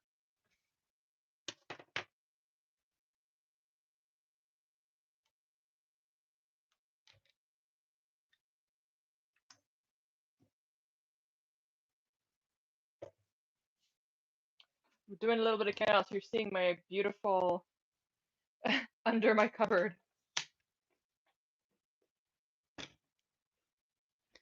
Because I'm gonna do this. So I'm actually able to clean a little bit more. There we go. But I need it to be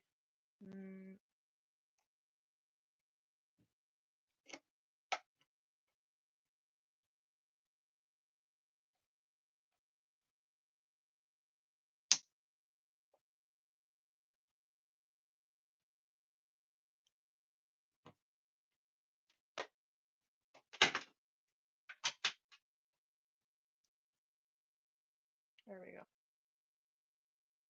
There we go. Hello, Karen. I'm so sorry. I know you mentioned you have vertigo, so I just want to be mindful of not shaking things up too much there for you. So this will end. This will end. Okay, there we go. That's a little bit better. Hi, Susie. Hello. And now I can actually do my dishes.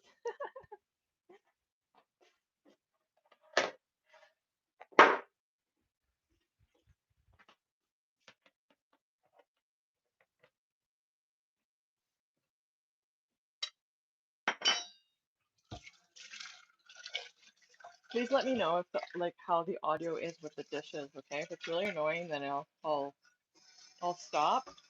But if it's like bearable,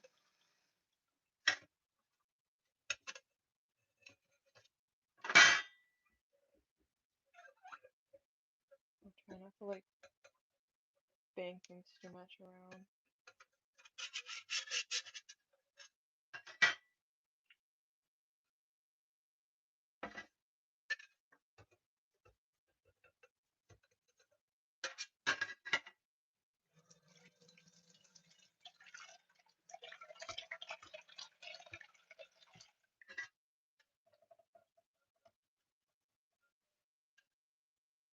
Okay, but you know, I do want your honest feedback because you know if I keep doing this on my channel and it's just the audio is really annoying, then like when I'm doing dishes, for example, I will just not do that in the future. Oh, you guys are slowly falling. Hold on, I want to tilt it up a little bit here. There we go. That's better. Okay.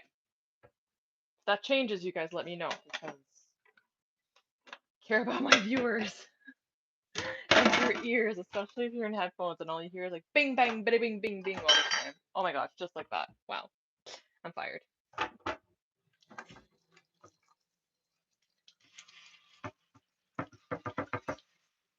Oh my gosh, remember like 3 hours ago when I was chopping carrots? Look how far we've come, you guys. We have made a full feast.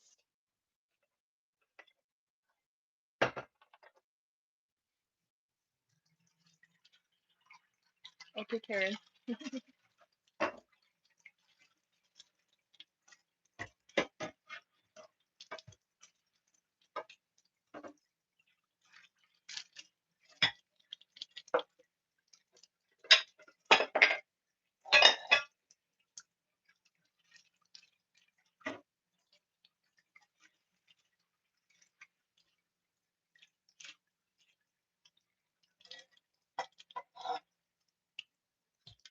tried something a little bit different with my hair this morning.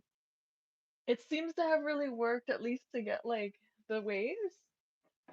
So I tried more of like a curly girl method where I didn't like towel dry it. I just put it in a cotton t-shirt and then, but right out of the, so first of all, I brushed it wet in the shower.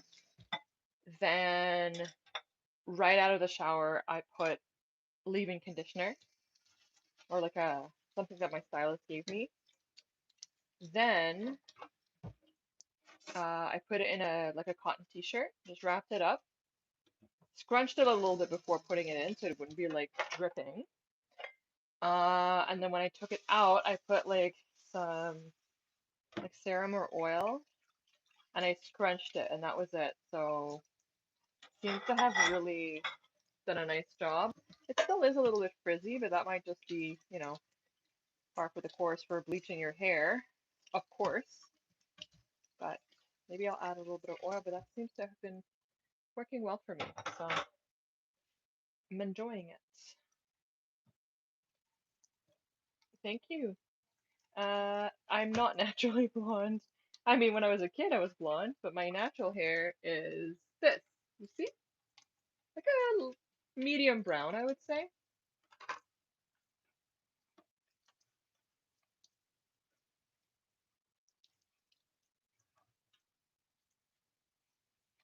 Oh, you guys, it smells so good in here. Again, we got to figure out a way to have, you know, I'm sure someone at like, if someone tried, what you could do is have like because smells are made of like chemical components. So if you want, for example, to recreate like a vanilla scent, you don't necessarily have to have vanilla. You can just use like the chemical components. So I wonder if one day someone could, and I'm probably gonna sound like a dumbass, but could have. I mean, I guess it might be depending on like how many different components every scent is made up of. But if they could have like a reader on the end of the person recording that would like register what the smells are and then be able to recreate it. I don't know, like break it down to like its components. I'm sure there's like translated to I don't know. That's crazy. There has to be a way. It's like MIDI when you're typing or when you're playing a keyboard and it like translates it into like the actual like digital version of the notes or something. Yeah, it's like a perfume. It's different notes and it's different like chemical. You can tell listen. I did well in chemistry, but it was a long time ago. It's like the molecules are like down to a molecular. I don't know, like a different compound that might smell like something without it actually being what it is. So I don't know.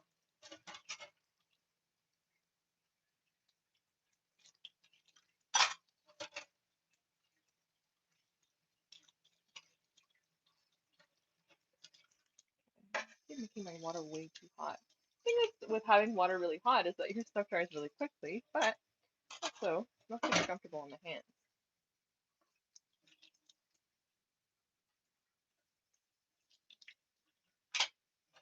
And what is you guys know what my dinner plans are? What are your dinner plans? Please share. Please let me know. Are your dinner plans to come to mine and have some of my lasagna?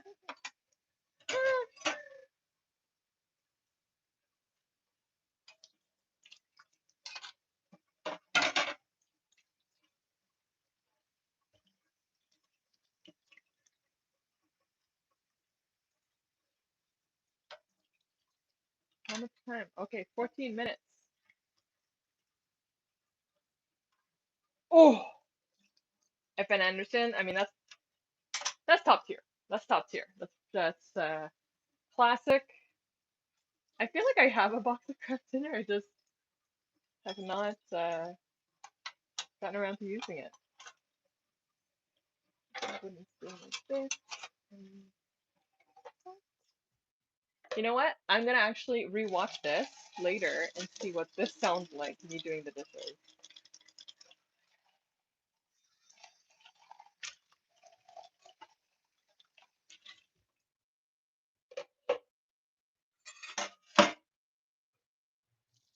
Cheese pizza. Oof.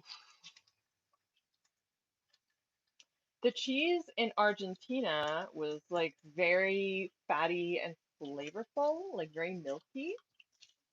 I wonder what the cheese is like in Brazil. Is there a lot of sauce? Or like what is the Brazilian pizza like? Is there, because I know Argentina. Alex, are you familiar with the fugaceta? What is your pizza like? You know, different countries have different pizza habits or different pizza toppings that they like. The Argentinian, I mean, it's not considered a pizza. They do have pizza also, but it's, fugaceta is its own thing. They top it with like ham, onion, and sometimes I think the dough itself is also stuffed with cheese. I had it and I was like, well, you know, I could eat this forever, but like I will not be able to fit through the door on the way out.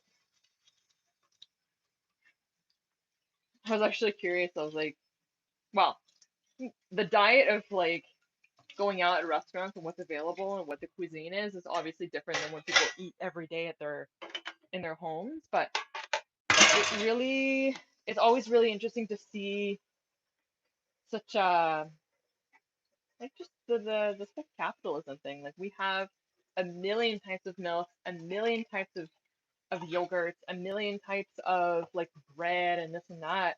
That's not the case in other countries. Like you have in Argentina, yogurt is yogurt. You don't have fat free, like 2%, 0%, 1%, a million different types of even like I think Nico said when he was in the grocery store looking at different options for like pasta sauce or pasta. You have like quinoa pasta or like protein pasta, gluten-free pasta. They have gluten-free stuff 'cause I think a lot of the population struggles with that, but just so interesting. But alfajores, that they have variety. Let me show you. Nico brought them back. I put them all in the fridge because my apartment's too hot. So these are like usually you would gift these, and I don't even know how to describe it. It's like a cookie cake, a cookie sandwich. Some of them are squishy, some of them are hard, but they're basically it's not a wagon wheel. The format is similar to a wagon wheel. The middle is dulce de leche or like a variety of things, but that's one of them. I also have terrabusi, which is a little bit less of a like high end. It's a classic. You can see a picture of it here. Hold on. See that? You see the format. It's a little bit wagon wheelie, but it's not. So, yeah, that they have a variety for sure. See, I'm almost done my dishes, you guys. I have heard, Alex, that the beef in Brazil, a lot of Brazilians like get it from Argentina because the cows in Brazil hang out in the mountains and it makes them like it makes the meat more tough. Do you is that do you agree with that statement or is that Argentinian propaganda? You tell me. They do have yeah, they're asado or they cook for hours and hours on charcoal or on different kinds of sometimes it's like wood with charcoal and they make the meat taste just absolutely delicious. But we do have like Brazilian style steakhouses here. Oh, it's true. Okay, so it's not just Argentinian propaganda. Feel like I don't know if Nico's still watching. He said he was gonna take a nap, but if he's watching, he'd probably scream. Be like, no, you have allergies. Ugh. Oh, you mean like um from like the pollen in the air? That sucks. I do not experience allergies at the moment. Well, I don't think I ever have, and I'm very, very, very grateful for that. But it's one of those things that like you don't experience, you don't consider the fact that it would suck. Like you just live your life. So that really, really sucks.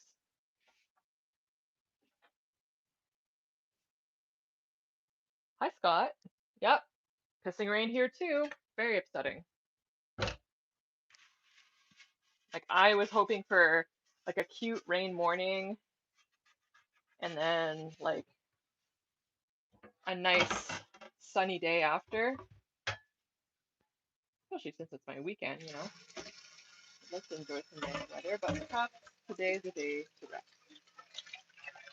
I got to clean my apartment. I got to cook and bake everything. Imagine if I keep live streaming and I just keep baking things until I run out of food. A baking cooking marathon. There we go. Beautiful. Beautiful. There we go. Taking care of this gorgeous cookware, of course. Yeah, come over, Tiana. Go right ahead. Help Nico and I finish it. Well, he's gonna go home with lots of leftovers. I'm sure he'll be very happy with that.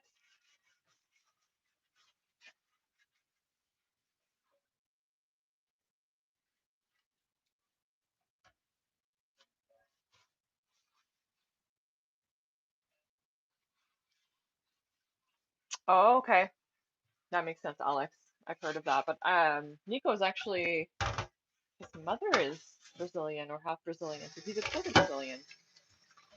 And I've asked him to speak Portuguese before, but he hates being asked or told to do something. So it's only I think he spoke Portuguese to me once, and I just fell on the floor because I was so caught off guard, and it was also so cute.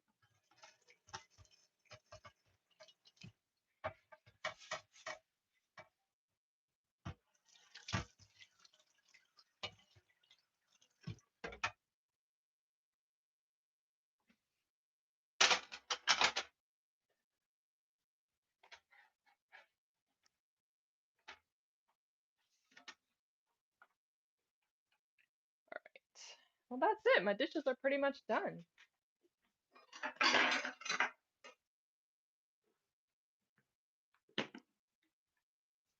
That's a lie. I still have my focaccia pan out here, living its best life. Clean this up too. That's gonna go. I guess I can put it over here.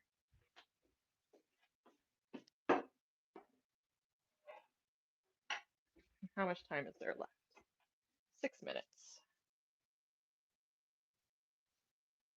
I'm actually gonna do this and clean. Yeah.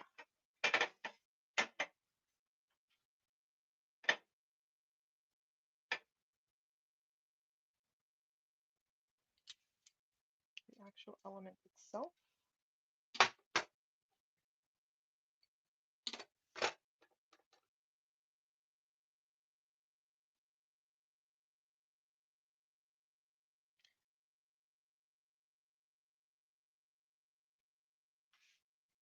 Oh, thanks for subscribing, Tiana.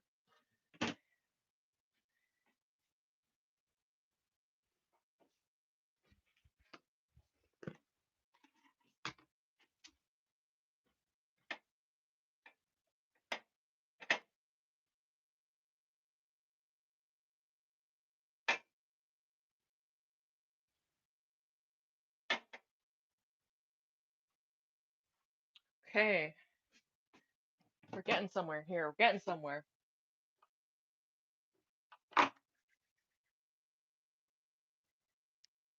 Scott, I made the ragu, I made the lasagna, and I also made focaccia. So you're I'm now doing my dishes.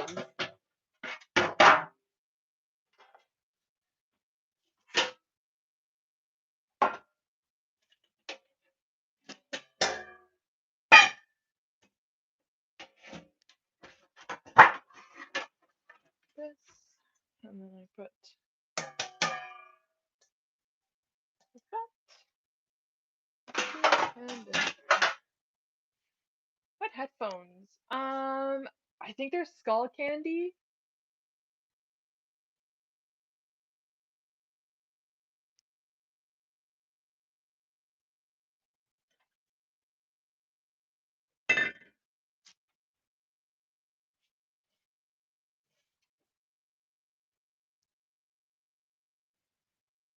Which I just got the name of that brand, Skull Candy. It's on your skull. My goodness. Sorry, the blonde is not natural, but sometimes.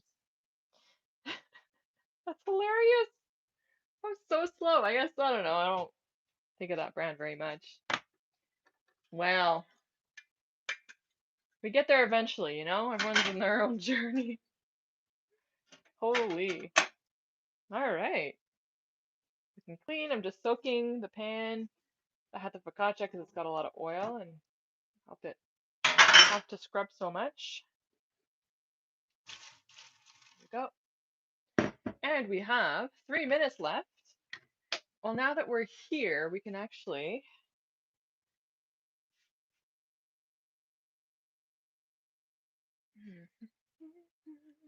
let me see where I can put you guys so that we can actually see what's going on here. Okay. Sorry, I'm so sorry, Karen. I don't know if she can hear me, but okay. So we have ourselves the focaccia from earlier. Cool down. Dangerously delicious. Ooh, and now I can put these things away.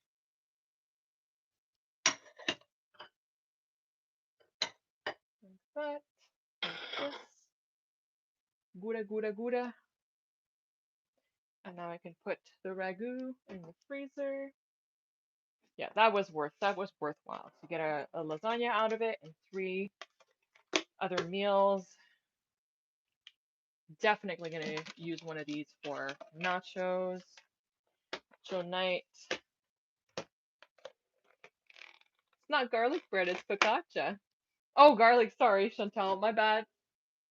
My bad, forget what I said. Whoever wants to eat well, go to Chantal's. And whoever wants chaos comes to mine. Alrighty. Gorgeous. Okay. I'm gonna put away. Okay, this is also greasy.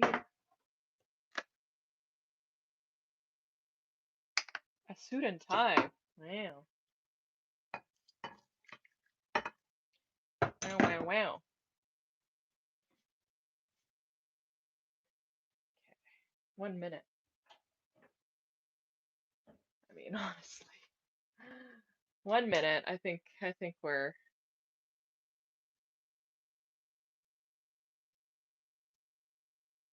I need to drink some more water.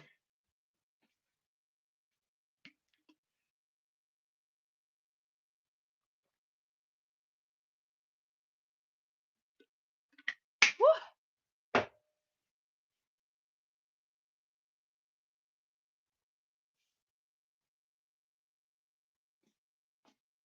Okay, are you guys ready?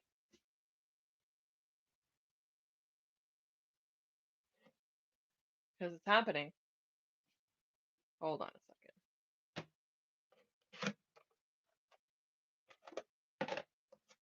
second. Come out of here. Perfect. Cookies are here.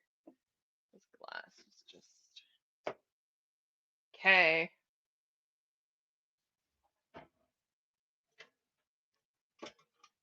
Oh man. Oh man. Huh. Okay, hold on. We need a good camera angle for this. The sizzling and bubbling.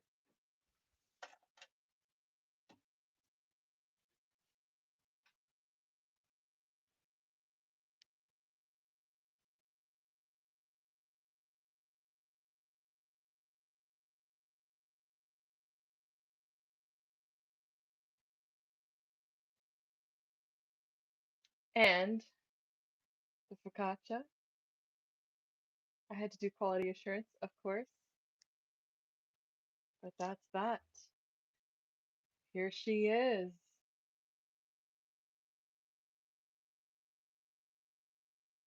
Yeah, it is a little bit of torture, and I can't eat it until Nico's coming later. But the way it smells, I, papi. Do a little bit of a getting off the sides a little bit.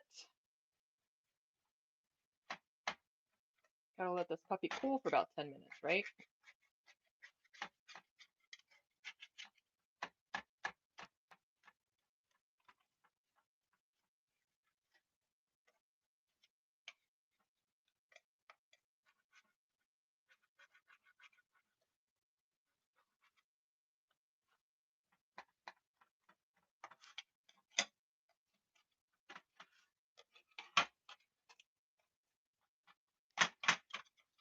Oh my goodness. Yeah, all that cheesy goodness. Mm-hmm. He's not vegan, he's vegetarian.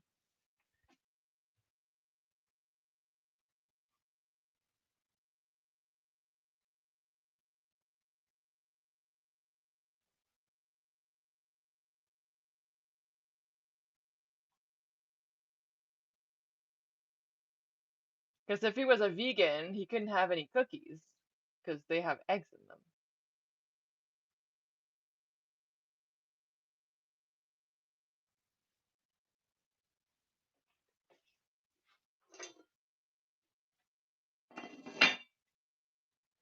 All right. So my kitchen and my dining room back together. I mean, there it is. There it is, you guys. Let me. Oh, you know what? After I'm gonna get a nice picture of them both side by side. But what an adventure! What a stream! How long have we been? 241 minutes. That's 4 hours. That's 4 hours.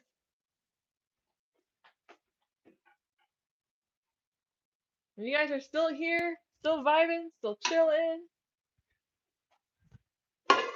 Oh, what a time. Oh boy. There. What a time, what a time, what a time, what a time.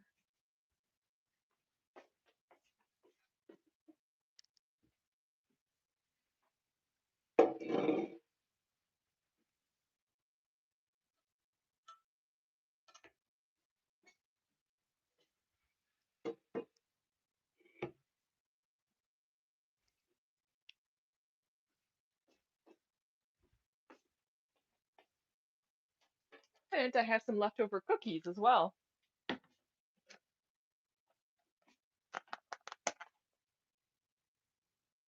that's going to be dessert.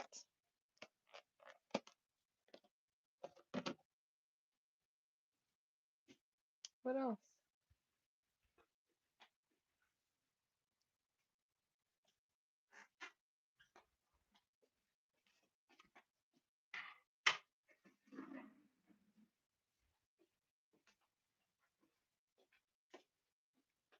Well, guys, I think,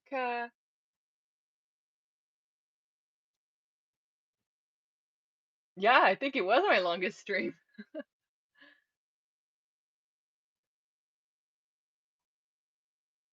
I have not heard of cracker cake. Is it like the crackers at the bottom and you kind of layer? I've made like a cracker, but the choco torta, which is just like little cookies stacked one on top of each other with some filling in between. But oh my gosh, fried chicken, homemade mac and cheese, and banana bread and cracker cake. Please tell me you live in Toronto, cause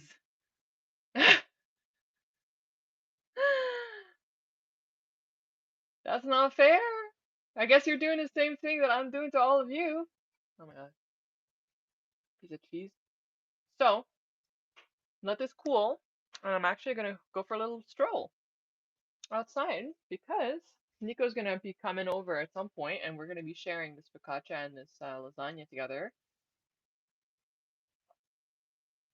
Ooh, my God. You're in Oakville? Oh, that's dangerously close. You know there's a GO train that goes there. Layer of vanilla pudding, Cool Whip, unsalted crackers, layer after. Honestly, and cherry topping or cherry, do cherry. Oh, wow. I know the cherry. Yeah, I would do cherry. Are you doing cherry?